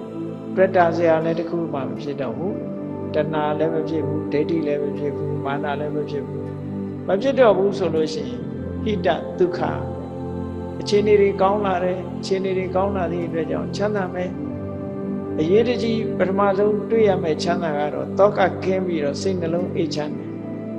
ပူပန်နေကြောင်းကြတယ်ဆိုတာမလာတော့ဘူးစိတ်နှလုံးဟာအေးမြသွားတယ်။ဘာကြီးပဲဖြစ်ဖြစ်ပူတာမရှိတော့ဘူး။ဘာကြောင့်လို့ဆိုဒါတွေကကိုယ်မမဟုတ်တာကိုယ်ရှိမှဟုတ်လားမျက်ပင်လေးတစ်ပင်ဟာခြောက်သွားလဲလူတွေဘာမှမဖြစ်ဘူးလေ။တစ်ပင်လေးတစ်ပင်သေသွားလဲဘာမှမဖြစ်ဘူးလေ။အဲ့ဒါလို့ထိအောင်ကိုယ်တဏ္ဍမှာဖြစ်တဲ့သဘာဝတရားတွေကိုဒီလောက်ထိအောင်ရှုမြင်နိုင်ပြီဆိုလို့ရှိရင်လူတွေရဲ့တဏ္ဍမှာတောကဆိုတာဖယ်ဖြောင်းနိုင်ပြီအဲ့ဒီတိုင်းပဲနောက်ထပ်ဆက်ပြီးတော့စဉ်းစားဖို့မြတ်စွာဘုရားတခုချင်းဟောတာသောတံဘိက္ခဝေနတ္တုမကံတံပစေထာဟောနားနဲ့ပတ်သက်လာအဲ့ဒီနားဟာလည်းသင်တို့ဥစ္စာမဟုတ်ဘူးတဲ့အဲ့ဒီပုံမှာစိတ်ကတွေ့ပြီးတော့မထားနဲ့တွေ့ထားလို့လည်းမရဘူးငါဟာလို့ယူဆသိမ့်ပိုက်ထားမယ်ဆိုရင်သူကသူ့တော်ဝါတိုင်းဖြစ်ပြီးတော့သူ့ဆိုင်ရာအကြောင်းတွေကြောင့်သူကသူဖြစ်ပြီးနောက်ဆုံးမှာပျက်စီးသွားတဲ့အရာပဲဖြစ်တယ်ဟောအဲ့ဒီနားထဲမှာလာပြီးတော့ထင်ဟပ်တတ်တဲ့အတန်ဆိုတာလဲငါဟာမဟုတ်ဟုတ်တယ်လေအတန်ဆိုတာလဲကြားပြီးပျောက်သွားတာပဲယတ္တိနေတာမရှိဘူးအဲ့တော့နားဆိုတာလဲဖြစ်ပြီးတော့ပြတ်သွားတဲ့အရာပဲအတန်ဆိုတာလဲကြားပြီးပျောက်သွားတဲ့အရာပဲငါဟာလို့တွေ့တာစရာတခုမှမရှိဘူးဒါကြောင့်မို့မတွေ့နဲ့အဲ့ဒါဟိကိုဆွန့်လွတ်လိုက်ကြလို့မြတ်စွာဘုရားဟောနားနဲ့အတန်နဲ့ဆုံလိုက်တဲ့အခါမှာဇာတိစိတ်ဆိုတာပေါ်လာတယ်အဲ့ဒီဇာတိစိတ်ကလေးကလည်းအခိုက်အတန့်မှသာဖြစ်တာဖြစ်သည့်အတွက်ကြောင့်ဒါလည်းပဲငါတို့တင်တို့ဟာမဟုတ်ဘူးတဲ့ဆွန့်လွတ်ပြီးတော့ထားလိုက်ကြအဲ့လိုဆွန့်လွတ်ထားလိုက်လို့ရှိရင်ချမ်းသာဒုက္ခရလိမ့်မယ်ထို့တူပဲအဲ့ဒီသုံးခုပေါင်းစုံလိုက်တယ်နားရဲ့အတန်ရဲ့ဇာတိစိတ်ရဲ့ပေါင်းလိုက်တဲ့အခါမှာဆက်သွယ်မှုဆိုတဲ့ဖတ်တာပေါ်လာအဲ့ဒီဆက်သွယ်မှုဖတ်တာလေးကလည်းငါမဟုတ်ဘူးငါဥစ္စာမဟုတ်ဘူးဒါကြောင့်မို့လို့ဆွန့်လွတ်လိုက်ကြမှာဒီလိုအသေးစိတ်ရှုပုံရှုနည်းတွေကိုမြတ်စွာဘုရားကယဟန်တွေကိုနတ္တမကတုတ်မှာဟောတာအဲ့ဒီဖတ်တာရှိလာလို့ရှိရင်သူဟာအတန်ကြားပြီးတော့ဒီတိုင်းနေတာမဟုတ်ဘူးตายရတဲ့အတန်လေးဆိုရင်ချမ်းသာတယ်ဒုက္ခဖြစ်တယ်စိတ်ထဲမှာမตายရတဲ့အတန်ကိုမကြိုက်တဲ့အတန်ဆိုလို့ရှိရင်ဒုက္ခဖြစ်တယ်ตายရတာလည်းမဟုတ်ဘူးမตายရတာလည်းမဟုတ်ဘူးဆိုလို့ရှိရင်ကိုကြိုက်တာလည်းမဟုတ်ဘူးမကြိုက်တာလည်းမဟုတ်ဘူးဆိုရင်ဝိခါဆိုရင်ခံစားချက်ဖြစ်တယ်အဲ့ဒါဟာလည်းပဲငါမဟုတ်ဘူးငါမဟုတ်ဘူးရှုနိုင်တာပဲဒါကိုလည်းပဲဆွန့်လွတ်လိုက်ကြဒါကနားပဲဆိုင်ရာနဲ့ပတ်သက်ပြီးတော့ပြောတာအလုံးက၅ချက်အလုံးပဲသွားမယ်ကဲနှာခေါင်းနဲ့ပတ်သက်လာတဲ့အခါမှာလည်းပဲဒီတိုင်းပဲတခုစီနှာခေါင်းဟာငါမဟုတ်ဘူးငါမဟုတ်ဘူးနှာခေါင်းထဲမှာရရှိလာတဲ့အနံ့ဟာလည်းပဲငါဟာမဟုတ်ဘူးနော်အဲ့ဒီနှာခေါင်းနဲ့အနံ့ပေါင်းစုံခြင်းကြောင့်နံသိစိတ်ကလေးပေါ်လာတယ်အဲ့ဒီနံသိစိတ်ကလေးကလည်းငါဟာမဟုတ်ဘူးအဲ့ဒီနံသိစိတ်ကလေးပေါ်လာတဲ့နောက်မှာအာယုန်နဲ့စိတ်နဲ့ဆက်သွယ်ပြီးတယ်ဖတ်တာဆိုတာပေါ်လာတယ်ဒါလည်းငါဟာမဟုတ်ဘူးနာမှုကိုအကြောင်းပြုပြီးတော့စိတ်ထဲမှာကောင်းတာဆိုရင်ချမ်းသာတယ်မကောင်းဘူးဆိုရင်စိတ်ဆင်းရဲတယ်စိတ်ဆင်းရဲမှုချမ်းသာမှုဆိုတဲ့နှစ်ခုစัจ जा မှာခံစားမှုလေးတွေပေါ်တယ်အဲ့ဒါလည်းငါဟာမဟုတ်ဘူးအသေးစိတ်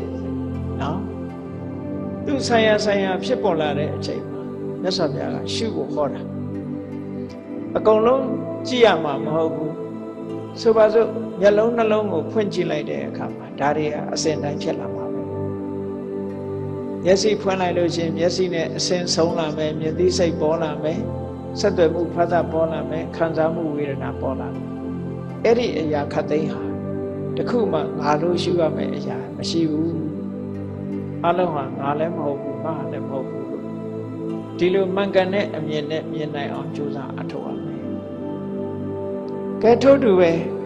ထမင်းစားတဲ့အခါမှာလျှာရှိတယ်လျှာပေါ်မှာအရသာလေးပေါ်လာပြီဆိုရင်ကဲထမင်းစားရင်မြတ်စွာဘုရားဆင်ញင်သုံးသပ်ဖို့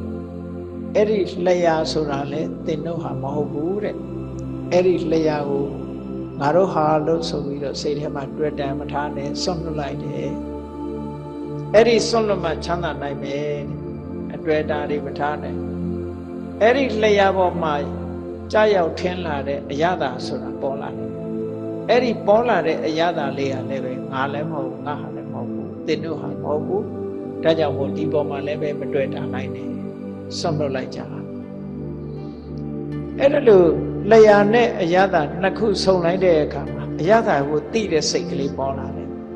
အဲ့ဒီသိတဲ့စိတ်ကလေးကိုလည်းပဲငါဟာလို့သွားပြီးတော့မစွဲလေနဲ့သူကလည်းပဲငါလည်းမဟုတ်ဘူးငါဟာလည်းမဟုတ်ဘူးလို့ဟောထမင်းစားရင်ဆင်ញင်သုံးသပ်ဖို့ပြောတာနော်ဟောနောက်တစ်ခါအဲ့ဒီမှာဒီသုံးခုဆုံလိုက်တဲ့အခါကျတော့အာယုန်လေးနဲ့ဒီစိတ်လေးနဲ့ဆက်သွယ်ပေးနေတဲ့ဖတ်တာဆိုတာလားလေအဲ့ဒီဖတ်တာလာတဲ့အခါကျတော့မှကောင်းတဲ့အရာသာလေးဆိုလို့ရှိရင်လူကကျင့်တတ်တယ်ပျော်ရွှင်တယ်မကောင်းတဲ့အရာသာဆိုလို့ရှိရင်မကြိုက်ဘူးဒုက္ခဖြစ်တယ်ကောင်းမကောင်းမထင်ရှားဘူးဆိုလို့ရှိရင်ခံစားမှုကလည်းမထင်ရှားဘူးဆိုအဲ့ဒါလို့ခံစားမှုလေးတွေပေါ်လာလိမ့်မယ်အဲ့ဒီပေါ်လာတဲ့ခံစားမှုတွေဟာလည်းငါမဟုတ်ဘူးဟောထမင်းစားရင်လည်းပဲဒီဟာကိုအာယုံပြုပြီးတော့ဆင်ញင်သုံးသပ်ဖို့ဆိုလိုတာကဒီအစွဲလန်းတွေကိုမြတ်စွာဘုရားဖြုတ်ဖို့ရဟောနေတာတစ်ခုစီတစ်ခုစီအဲ့တော့စာအနေနဲ့တော့အစုံဟောတာပေါ့အစုံဟောတဲ့အခါမှာကိုရှုတဲ့အခါမှာတခါတည်းအကုန်ရှုလို့မရဘူးဆိုင်ရာလေးနဲ့ပဲကြည့်ပြီးတော့ရှုရမျက်စိနဲ့အစဉ်အာရုံကိုမြင်တဲ့အခါမှာမျက်စိဆိုင်ရာတွေကိုရှုနားနဲ့အသံကိုကြားတဲ့အခါမှာဆိုင်ရာတွေကိုရှုနှာခေါင်းထဲကအနံ့ရတဲ့အခါမှာဆိုင်ရာကိုရှုလျှာနဲ့အရသာခံစားတဲ့အခါမှာဆိုင်ရာတွေကိုရှုလို့ဒီလိုဆိုလို့နောက်ခန္ဓာကိုယ်လေးကကိုယ့်ကိုထိုင်းနေတယ်ဆိုလို့ရှိရင်လည်းကြည့်ထိုင်းနေတယ်ဆိုတာကိုယ့်ရဲ့အသားနဲ့ထိုင်တဲ့နေရာနဲ့ထိနေတယ်ထိတယ်ဆိုလို့ရှိရင်ထိတာဟာမာကြောထိတာလားပျော့အေးထိနေတာလားသို့မဟုတ်ပူနွေးလားသို့မဟုတ်အေးဆက်လားတခုခုတော့ရှိမှာပဲအဲ့ဒီမှာခန္ဓာကိုယ်ဆိုတဲ့ကာယပတာရကလည်းပဲငါဟာမဟုတ်ဘူးထိတဲ့ဖုဒ္ဓဘာယုတ်ဆိုတာလည်းငါဟာမဟုတ်ဘူးဘယ်ရာမှငါဟာမဟုတ်ဘူးအဲ့ဒီနှစ်ခုပေါင်းစုံလို့ထိမှန်းသိတဲ့အသိစိတ်ကလေးကလည်းငါဟာမဟုတ်ဘူးအဲ့ဒီအသိစိတ်လေးနဲ့ဖြစ်ပေါ်လာတဲ့အခါမှာဆက်သွယ်ပေးမှုဆိုတဲ့အာယုန်နဲ့စိတ်ကိုဆက်သွယ်ပေးတဲ့ဖတ်တာဆိုတာလေးပေါ်လာဒါလည်းပဲငါဟာမဟုတ်ဘူးအဲ့ဒီဆက်သွယ်ပေးမှုကိုအကြောင်းပြုပြီးတော့စိတ်ထဲမှာခံစားမှုတွေပေါ်လာလိမ့်မယ်အဲ့ဒီခံစားမှုလေးတွေကလည်းပဲငါဟာမဟုတ်ဘူးထိုင်းနေရင်ကိုနှလုံးသွင်းရမယ်အချက်တစ်ခုပဲပေါ့ကလထိုင်ပေါ်မှာပဲထိုင်ကြမ်းပြင်ပေါ်မှာပဲထိုင်နေတဲ့အခါမှာအခုလိုသဘာဝတရားတွေရှိတယ်ဆိုတာဒါတတိထားပြီးတော့ဆင်ញင်ဖို့မြတ်စွာဘုရားကအစွဲလန်းနေထင်မြင်နေအလုံးပြုတ်သွားအောင်ဟောတဲ့တရားဒီတရားအဲ့တော့ဒီကမ္မထာအမထုတ်တဲ့ပုဂ္ဂိုလ်အရက်ထဲမှာကိုယ့်ဘက်ကိုဒီတိုင်းစိတ်ကိုလွတ်ထားတဲ့ပုဂ္ဂိုလ်ဆိုလို့ရှိရင်ဒီအလုပ်တွေလုပ်နေတာပြင်းစရာကြီးလို့ထင်ကောင်းထင်လိုက်ဒါကတရားရဲ့ဓမ္မရဲ့အမြင်ပဲအဲ့ဒါလို့မရှုစင်နိုင်ဘူးဆိုရင်ပြဿနာတွေဘာတွေတက်လာလို့ဆိုလောဘတွေဖြစ်လာလိမ့်မယ်ဒေါသတွေဖြစ်လာလိမ့်မယ်ဖြစ်လာတဲ့လောဘဒေါသကိုအကြောင်းပြုပြီးတော့အကုသိုလ်တွေနောက်ကတတိတန်းကြီးကိုယ်တဏ္ဍာမှာဖြစ်ပေါ်လာလိမ့်မယ်အဲ့ဒါတွေမဖြစ်အောင်တားတဲ့ဤစနစ်ပဲတရားဟောတန်တရားထဲမှာထွက်မြောက်လို့ရအောင်တားတဲ့ဤစနစ်ပဲအေးကောင်းပြီမျက်စိနဲ့ ကြည်နေတာလည်းမဟုတ်ဘူးနားထောင်နေတာလည်းမဟုတ်ဘူးနှာခေါင်းကနေအနံ့ရနေတာလည်းမဟုတ်ဘူးလျှာနဲ့အရသာခန်းနေတာလည်းမဟုတ်ဘူးခန္ဓာကိုယ်အထီးတွေ့နဲ့အထီးတွေ့နေတာလည်းမဟုတ်ဘူးစိတ်ကနေအာယုန်တစ်ခုကိုယူပြီးတော့ကြံတွေးနေတယ်ဆိုတဲ့နေရာမှာကြည်စိတ်ရဲ့ကြံတွေးတဲ့အာယုန်ရဲ့နှစ်ခုစိတ်ကလည်းငါမဟုတ်ဘူးငါဟာမဟုတ်ဘူးကြံတွေးနေတဲ့အာယုန်ကလည်းငါလည်းမဟုတ်ဘူးငါဟာလည်းမဟုတ်ဘူးအဲ့ဒီနှစ်ခုပေါင်းစပ်လို့ဖြစ်လာတဲ့ကြံသိစိတ်ကလေးကလည်းငါလည်းမဟုတ်ဘူးငါဟာလည်းမဟုတ်ဘူးသူ့သဘာဝတိုင်းဖြစ်တယ်အဲ့ဒီလိုကြံသိစိတ်ဒီသုံးမျိုးပေါ်လာတဲ့အခါမှာအာယုန်နဲ့စိတ်နဲ့ဆက်သွယ်ပေးမှုထိခိုက်မှုလေးတွေဝင်လာတယ်အဲ့ဒီဝင်လာတဲ့ဖတ်တာဆိုတာလေငါလည်းမဟုတ်ဘူးငါဟာလည်းထိခိုက်မှုအရှိန်ကြောင့်ချမ်းသာတယ်ဆင်းရဲတယ်ဆိုတာပေါ်လာတယ်အဲ့ဒါလည်းငါလည်းမဟုတ်ဘူးငါလည်းမဟုတ်ဘူးဓာရတစ်ခုတစ်ခုမှာသူက၅မျိုးသဘာဝတရားတွေဖြစ်ပေါ်လာတာဝိပဿနာအနေနဲ့ရှုခိုင်းတာမြတ်စွာဘုရားတကယ်ကတော့အနိစ္စလက္ခဏာအနေနဲ့ရှုခိုင်းတာမဟုတ်ဘူးအနတ္တလက္ခဏာအနေနဲ့ရှုခိုင်းတာအဲ့တော့အနတ္တလက္ခဏာဆိုတာငါမဟုတ်ငါမဟုတ်ဆိုတာဟာဒါအနတ္တလက္ခဏာကိုရှုတာတုံညဆိုတဲ့အဓိပ္ပာယ်ကိုဖော်ပြတာအဲ့ဒီတုံညငါဆိုတဲ့အဖြစ်မှခင်းတယ်ငါဥစ္စာဆိုတဲ့အဖြစ်မှခင်းတယ်သဘာဝတရားတသက်မြတ်တာဖြစ်တယ်ဆိုတဲ့ဒီအမြင်ကိုမြင်လာနိုင်ပြီလို့ဆိုလို့ရှိရင်မျက်စိနာနာလျှာကိုယ်စိတ်ဆိုတာတွေနဲ့ပတ်သက်လာတဲ့အခါမှာလူတွေမှာ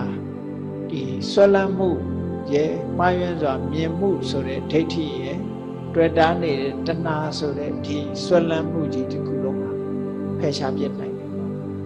ဆွဲလန်းမှုမရှိတော့ဘူးဆိုလို့ရှိရင်ဥပါဒနာនិရောဓဘဝនិရောဓပဲဆွဲလန်းမှုချုပ်ငြိမ်းသွားတာနဲ့တပြိုင်နက်ဘဝကိုရစေနိုင်တဲ့ကံတရားတွေလုပ်နေတာလည်းပဲချုပ်ငြိမ်းသွားတယ်အဲ့ဒါလို့ချုပ်ငြိမ်းသွားလို့ရှိရင်ဘဝនិရောဓဇာတိនិရောဓဘဝဖြစ်ပေါ်လာမှုဆိုတာလေဝိဖွားရခြင်းဆိုတာလေချုပ်ငြိမ်းသွားတယ်ဇာတိនិရောဓစရာမရဏဇာတိချုပ်ငြိမ်းသွားတာ ਨੇ ပိုခြင်းတည်ခြင်းဆိုတာလည်းပဲချုပ်ငြိမ်းသွားရဲ့အဲ့ဒါချုပ်ငြိမ်းသွားတာ ਨੇ ဇာတိချုပ်ငြိမ်းတာနဲ့တပြိုင်နက်တောကဆိုတာစိတ်ထဲမှာပူနေရတာတွေပရိဒေဝဆိုတာမထိန်နိုင်လို့ငိုရတာတွေဒုက္ခကိုဆင်းရဲမှုတွေဒေါမနတစိတ်ဆင်းရဲမှုတွေဥပါယတစိတ်ရဲ့ပင်ပန်းမှုတွေဆိုတာဒါတွေဟာလုံးဝချုပ်သွားပြီနောက်ဆုံးမှာဒုက္ခမှန်သမျှအဆုံးသတ်တဲ့နိဗ္ဗာန်ဆိုတာရရှိနိုင်မှာဖြစ်တယ်လောကမှာဒုက္ခတွေအဆုံးမသတ်သေးသမျှဒီဒုက္ခတွေမကုန်သေးသမျှတန်တရားထဲမှာဆင်းရဲဒုက္ခတွေကိုကြုံတွေ့နေကြရအောင်ပါဒုက္ခဆိုတာတခြားဟာတွေကိုခေါ်တာမဟုတ်ဘူးအခုမျက်စိနာနာလျှာကိုယ်စိတ်ဆိုတာတွေနဲ့ဆက်သွယ်ပြီးတော့ဖြစ်လာတဲ့ဟာတွေကဒုက္ခတွေပဲအဲ့ဒီဒုက္ခတွေရဲ့ချုပ်ငြိမ်းမှုရရှိသွားမှသာလေကျန်တဲ့ဒုက္ခတွေရောဒုက္ခမှန်သမျှအကုန်လုံးချုပ်ငြိမ်းတယ်ဒါကြောင့်မို့လို့မြတ်စွာဘုရားဒါတွေကိုတတ္တဝါတွေဟာငါလို့ထင်နေကြတယ်ငါဟာလို့ထင်နေကြတယ်အဲ့ဒီငါလို့ထင်တယ်ငါဟာလို့ထင်နေဆိုတဲ့အစွဲလန်းနေကြောင်းပဲတန်တရားတွေကနေမထွက်မြောက်နိုင်ကြဘူးတကယ်တော့ဒုက္ခတတ်တတာဖြစ်ပြီးဒုက္ခတက်တက်မြတာချုပ်သွားခြင်းဖြစ်တယ်ဆိုတဲ့အမြင်သေးတာတကယ်ယထာဘုဒ္ဓဖြစ်တယ်နတ္တမကတုတ်မှာမြတ်စွာဘုရားအခုလိုခေါ်တာဖြစ်ပါတယ်။တာယုတ္တနိကေမှာနတ္တမကတုတ်ကိုဘုန်းကြီးတို့ကငါမရှိလေငါဟာမရှိဆိုတဲ့ခေါင်းစဉ်နဲ့ခေါ်တာဖြစ်လို့ဒီတရားကတော့နည်းနည်းသဘောပေါက်ဖို့သဘောပေါက်နိုင်တော့လည်းပဲဆင်ခြင်မှုခက်ခဲတဲ့တရားတစ်ခုဝိပဿနာဉာဏ်ရင့်တန်မှဒီသဘာဝတရားတွေကိုအချိန်ချင်းဆင်ခြင်ပြီးတော့အချိန်ချင်းနှလုံးသွင်းနိုင်မယ်ဆိုလို့ရှိရင်ဘုန်းကြီးတို့တွေရဲ့တဏ္ဍမှာရှိတဲ့မှားယွင်းနေတဲ့အမြင်တွေတွေ့တာမှုတွေလျှော့ချနိုင်မှာဖြစ်တယ်ထို့အမြင်မှားတွေနဲ့တွေ့တာမှုကိုဖယ်ရှားနိုင်လို့ရှိရင်ကံတရားတွေကိုလည်းလျော့ပါစေမှာဖြစ်ပြီးနောက်ဆုံးတန်တရားဝကလွတ်ဖို့လမ်းကြောင်းပေါ်ကိုရောက်နိုင်တယ်လောကမှာရှိသမျှအရာဝတ္ထုတွေကိုလူတွေကသူပိုင်တယ်ငါပိုင်တယ်ဆိုပြီးတော့ထင်နေကြတကယ်တော့လောကမှာရှိသမျှ ညာဝတ္ထုသဘာဝတရားတွေဟာပိုင်ရှင်မဲ့နေတာဖြစ်ထိုပိုင်ရှင်မဲ့ဖြစ်နေတဲ့အရာတွေကိုလူတွေကပိုင်ဆိုင်မှုအတွက်ကြိုးပမ်းနေကြရုံမျှမကပိုင်ဆိုင်တယ်လို့စိတ်ထဲမှာမှတ်ယူထားပြီးထိုပစ္စည်းပေါ်မှာတွေ့တာမှုတွေရှိတဲ့များကလည်းပါလို့လောကလူသားတွေလိုချင်တဲ့ချမ်းသာဒုက္ခဘယ်တော့မှမရဘူးမြတ်စွာဘုရားဒီသုတ်တံဟောဖြစ်ပိုင်ရှင်မဲ့လို့ဆိုတာလောကလူတွေဟာသမုဒိသစ္စာရှုထောင့်ကနေကြည့်ပြီးတော့ဒီအိမ်ကိုတော့ငါပိုင်တယ်ဒီမြေကိုငါပိုင်တယ်ဒီချမ်းကိုငါပိုင်တယ်ဒီရွှေငွေဘာနာပစ္စည်းတွေကိုငါပိုင်တယ်ဒီအသုံးဆောင်ပစ္စည်းတွေကိုငါပိုင်တယ်လို့သတ်မှတ်ထားတာတခဏလေးသာဖြစ်တယ်လူရဲ့ဘဝတတန်တစ်ခုမကုံဆုံးခင်သို့မဟုတ်ကုံဆုံးသွားတဲ့အချိန်မှာအလုံးဆုံးမခဲ့ဖြစ်အဲ့တော့ပိုင်ဆိုင်မှုဆိုတော့သာဝရလားတခဏလားလို့စဉ်းစားကြည့်မယ်ဆိုလို့ရှိရင်တခဏလေးပိုင်တာကိုအပိုင်လုံးနေချဖြစ်တယ်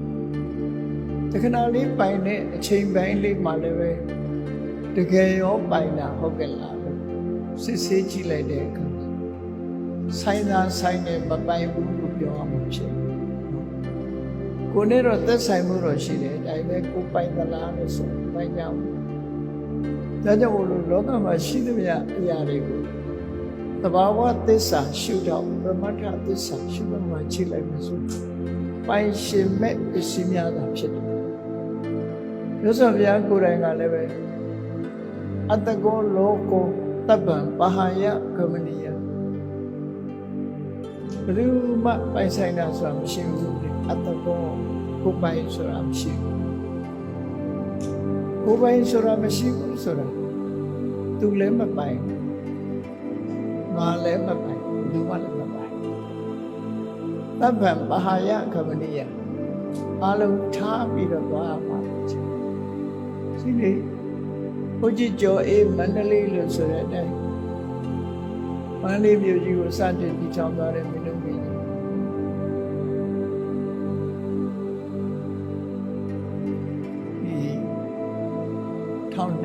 1220ခုနှစ်မင်းတို့ကြီးကမန္တလေးမြို့ကိုစတင်တည်ထောင်သွားတယ်သူပိုင်ဆိုင်တယ်ဆိုတဲ့အရာသူယူသွားလို့ရမှာယူသွားလို့မရထပ်ပြစ်ခဲ့ရပြီလေသူရရုဆက်ခံတဲ့ဒီဘောမင်းဆိုတာကုန်ထားတယ်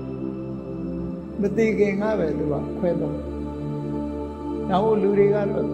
တတိတော်ထားကြတယ်တေကွဲကွဲတယ်ရှင်ကွဲကွဲလောကမှာကိုပိုင်ဆိုင်တယ်လို့ပြောတဲ့အရာတွေအားလုံးဟာသမုဒိသစ္စာရှုတော့ကနေပြီးတော့ပိုင်ဆိုင်တယ်လို့ထင်မှတ်ပြောဆိုနေကြခြင်းသာဖြစ်တယ်ပရမတ္ထသစ္စာသဘာဝသစ္စာရှုတော့မှဆိုပိုင်တယ်ဆိုတာတခုမှမရှိဘူးဆိုတော့အလေးနဲ့ထားစဉ်းစားတတ်ဖို့အဲ့လိုစဉ်းစားဆင်ခြင်တဲ့အသိဉာဏ်ဟာဝိပဿနာဉာဏ်တစ်မျိုးပဲဖြစ်တယ်မတူတဲ့အသိဉာဏ်မတူတဲ့ရှုမြင်သုံးသပ်ခြင်းဝိပဿနာဝိဆိုမတူထူးခြားစွာပဿနာရှုမြင်နိုင်တယ်စာပေကျမ်းကမှာတော့ဝိဝိဒေဟိအနိစ္စတိအာဂါရိဟိပတ္တိတိဝိပဿနာမမြဲတဲ့သဘောဆင်းရဲတဲ့သဘောကိုမပိုင်တဲ့သဘောဆိုတာတွေနဲ့သင်္ခါရတရားတွေပေါ်မှာရှုမြင်သုံးသပ်တဲ့ဉာဏ်ကိုဝိပဿနာအဲ့တော့လောကကြီးရှိသမျှငါမပိုင်ဘူးလို့တကယ်အလေးနဲ့ထားစဉ်းစားပြီးစဉ်းစားဆင်ခြင်နိုင်မယ်ဆိုလို့ရှိရင်ဒါလည်းပဲဝိပဿနာဉာဏ်နဲ့မှတက်ဝင်ဖြစ်တယ်အလေးနဲ့ထားပြီးတော့ဆင်ခြင်သုံးသပ်ကြည့်ကြရအောင်အမတ်တမဲ့မနေပဲနဲ့ငါပိုင်တယ်သူပိုင်တယ်ဆိုပြီးတော့မိမိနဲ့နေ့စဉ်ကြုံတွေ့နေတဲ့အရာတွေပေါ်မှာ ဆွဲလန်းပြီးတွေ့တာနေမယ်ဆိုလို့ရှိရင်ချမ်းသာဒုက္ခတွေဆုံးရှုံးသွားမှာလားဖြစ်တယ်ထိုချမ်းသာဒုက္ခတွေဆုံးရှုံးနေလာသွားခြင်းဟာပိုင်ဆိုင်တယ်လို့ထင်ပြီးတော့တွေ့တာမှုတဏှာကြောင့်ဆုံးရှုံးသွားကြခြင်းဖြစ်တယ်ပိုင်ဆိုင်တယ်လို့ထင်တဲ့တဏှာနဲ့တွေ့တာနေသမျှကာလပတ်လုံးဒီပစ္စည်းတွေပေါ်မှာဆိုရင်တော့ကဖြစ်နေကြဆိုရင်တော့ကဖြစ်နေသမျှရင်တွဲမှာပူလောင်နေတဲ့ဒေါမနတဝေဒနာတွေဖြစ်ပြီးဒုက္ခဆိုတာဘယ်တော့မှရရှိခံစားနိုင်မှာမဟုတ်ဘူးလူတွေရရှိခံစားတဲ့ဒုက္ခဆိုတာဟာကာမဂုဏ်အာယုံပေါ်မှာအမိပြုပြီးတော့တည်ငါလေးတခဏလေးရလိုက်တဲ့ချမ်းသာဒုက္ခကိုလူတွေကထာဝရချမ်းသာဒုက္ခကြီးတစ်ဖွဲ့မမဲ့မောမောတွေ့တာပြီးတော့သိမ့်ပိုက်နေကြတာဖြစ်တယ်တကယ်တော့လူလောကလူဘဝချမ်းသာဆိုအလုံးကိုတူထောင်းလို့ဆိုကာမဒုက္ခဆိုတာလူချင်းစရာအာယုန်ဒီပေါ်မှာထိုလူချင်းစရာအာယုန်ဒီပေါ်အကြောင်းပြုပြီးတော့တခဏမြဖြစ်ပေါ်လာတဲ့ဒုက္ခနဲ့သောမနတကာမဒုက္ခထိုကာမဒုက္ခသည်အချိန်တိုလေးအတွင်းမှာလူ့ဘဝဖြစ်ရှိတယ်။ဒါကြောင့်မို့မြတ်စွာဘုရားကအပ္ပတ္တတာကာမဘဟုဒုက္ခဘုပါအာဒီနောဣဋ္ဌပိညောဆိုပြီးတော့အမှန်ကန်သိအောင်လမ်းညွှန်မှုပြုတယ်ကာမဆိုတဲ့လူချင်းစရာအာယုန်တွေမျက်စိကမြင်လို့နှစ်သက်စရာကောင်းတဲ့အဆင့်အာယုန်နားကကြားရတဲ့နှစ်သက်စရာကောင်းတဲ့အသံအာယုန်နှာခေါင်းနဲ့နမ်းရှုလို့ရတဲ့နှစ်သက်စရာကောင်းတဲ့အနံ့အာယုန်လျှာနဲ့လည်းရတဲ့အရသာကောင်းတဲ့ရတ္တခန္ဓာကိုယ်နဲ့ထိတွေ့ရတဲ့ထိတွေ့အာယုန်စိတ်ကူးကြံစီလို့ရတဲ့အာယုန်ဆိုတာလေဟာအလုံးကိုတူထောင်းတဲ့အချိန်အတွင်းလေးမှာဖြစ်ပြီးပျက်စီးသွားတယ်ဖြစ်။ဒါကြောင့်မို့အာရစရာဆိုတာအလွန်တူထောင်းတဲ့အလွန်နဲ့အပ္ပတ္တာအလုံးကိုတာယာဝယ်ဟာလဲပါတယ်ဆိုဘဟုဒုက္ခဘဟုပါယမှာဒါတွေရဖို့အတွက်ပင်ပန်းဆင်းရဲကြလုပ်ရတယ်လေနေစနဲ့အမြတ်ဒီကာမဂုဏ်အာယုန်တွေအတွက်လူတွေဟာအလုံးလုံးနေကြတယ်နဲ့မိုးလင်းကညမိုးချုပ်သည့်တိုင်အောင်ရရှိဖို့ရာအတွက်ကြိုးစားအထောက်အပံ့ဘဟုပါယမှာပင်ပန်းဆင်းရဲမှုတွေအများကြီးတယ်အာဒီနောဣဋ္ဌပိယောအပြည့်နာစာအန္တရာယ်တွေကလည်းအလွန်များတယ်လို့ပြောဆိုသို့တော့တရားတွေကတော့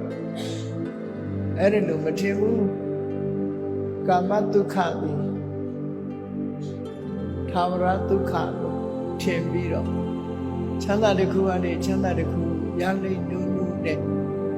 မြုပ်ပိုးဆောင်စားရင်းနဲ့ချမ်းသာလိမ့်မယ်လို့ယူဆရင်းနဲ့ပဲတဘဝတသက်တာကုန်ဆုံးပြီးတော့သွားကြတယ်ကာမဂုဏ်အာယုန်တွေခံစားလို့မကုန်ခင်မဝခင်ဘဝစသိမ့်သွားကြတယ်။သစ္စာပြဟောတဲ့အတိုင်းပဲပြီးရဟိဝိပယောကိုနှစ်သက်ပြန်လို့တဲ့အရာတွေခွဲခွာခဲ့ရတယ်။အဲ့ဒီလိုခွဲခွာပြီးတော့မနှစ်သက်မပြန်လို့တဲ့အရာတွေနဲ့ပေါင်းစုံကြရတယ်ဆိုရင်ဒုက္ခတွေနဲ့လူတွေရဲ့စိတ်အလိုမကျတယ်အများကြီးဖြစ်တယ်။အဲ့ဒီလိုချမ်းသာဒုက္ခတွေလက်လွတ်ဆုံးရှုံးနေကြတာဟာနေစတဲ့အများသို့သောချမ်းသာဒုက္ခတွေလက်လွတ်ဆုံးရှုံးနေတယ်ဆိုတာကိုအသိရှိတဲ့ပုဂ္ဂိုလ်ဘုရားနဲ့ဘာနဲ့ဥပမာတူတော့ဆိုရင်မကြခင်မဲ့ တပ်ဖြတ်ပြီးတော့ဟိမဖြစ်ရောက်တော့မဲ့ချက်တွေဟာချင်းထဲမှာလောင်ထားတဲ့အခါမှာဒီကောင်ကောင်စိတ်လို့တုံလို့နော်တခဏလေးအတွင်းမှာလည်းပဲပြောနေကြတဲ့သဘောမျိုးတွေကြုံရတယ်လို့ပဲလူတွေရဲ့သဘောဟာလည်းပဲထို့တူပဲမကြခင်ဒုက္ခရောက်တော့မဲ့အနေအထားတစ်ခုပဲပျော်စရာလို့စိတ်ထဲမှာသတ်မှတ်ပြီးပျော်ရွှင်နေကြပျော်ရွှင်လို့မှမစမပိတ်သေးဘူးငိုကြွေးရခြင်းဆိုတာလည်းကြုံတွေ့ချရမယ်ဘဝကြီးဟာဒီတိုင်းပဲအဲ့ဒါဘာကြောင့်ဖြစ်နေရပိုင်ရှင်မဲ့ပစ္စည်းတွေပိုင်ဆိုင်လူတဲ့တဏှာလောဘကြောင့်ဒီလိုဖြစ်တာဖြစ်တယ်ဒါကြောင့်မို့မြတ်စွာဘုရားရဲ့အဆုံးအမဒီနေရာမှာချမ်းသာဒုက္ခရခြင်းနဲ့ဆိုလို့ရှိရင်မြတ်စွာဘုရားရဲ့အဆုံးအမတိုင်းလိုက်လာကြဘုရားကဘယ်လိုဆုံးမလဲယဟန်တော်တွေကိုမြတ်စွာဘုရားကအလေးနဲ့ဆင်ញင်စဉ်းစားတတ်ဖို့ဟောတယ်ယံဘိက္ခဝေနတုံမကံတံပဇေထခြေသားယဟန်တို့မင်းတို့ပိုင်ဆိုင်တဲ့အရာမဟုတ်တာတွေကိုစွန့်လွတ်ထားလိုက်ကြ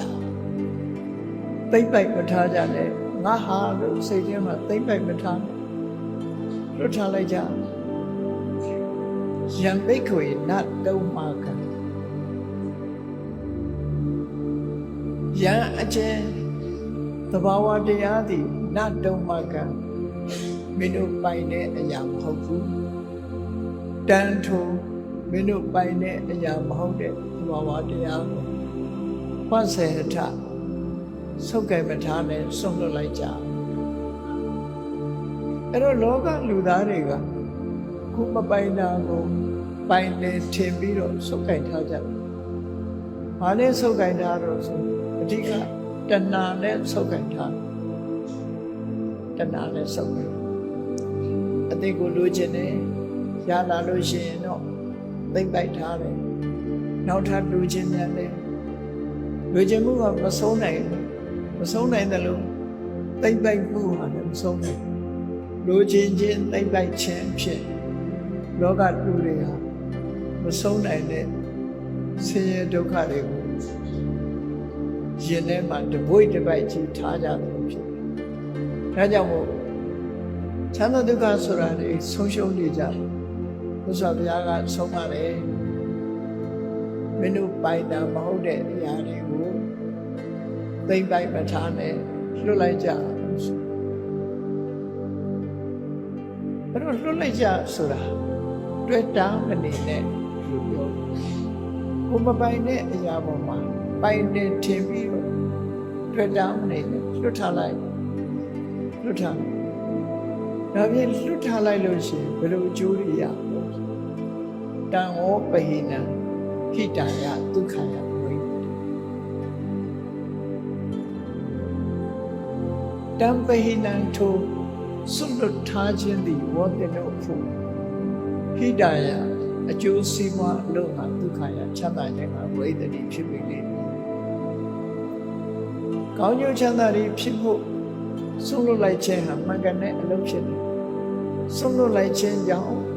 ချမ်းသာဒုက္ခရမှာဖြစ်တယ်ဒါကြောင့်စွန့်လွတ်လိုက်သိမ့်လိုက်မထားနဲ့ဒါမြတ်စွာဘုရားရဲ့အဆုံးအမဖြစ်တယ်အဲ့တော့လောကမှာရှိသမျှပစ္စည်းတွေအရာမှန်သမျှဟာသူလည်းမပိုင်ဘူးဘာလည်းမပိုင်ဘူးဘယ်သူမှလည်းမပိုင်ဘူး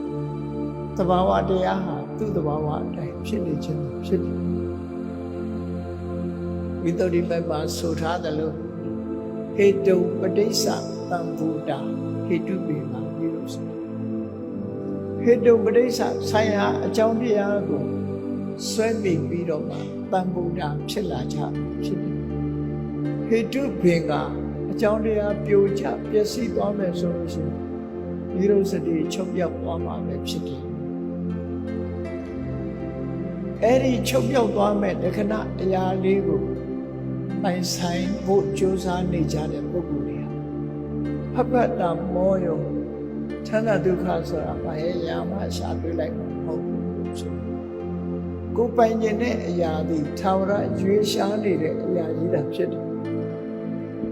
သာဝရရွေးရှားပြောင်းလဲပျက်စီးနေတဲ့အရာကိုပိုင်တယ်လို့စိတ်ကထင်မှတ်နေကြတယ်ဖြစ်တယ်ဒီသဘောကိုပြော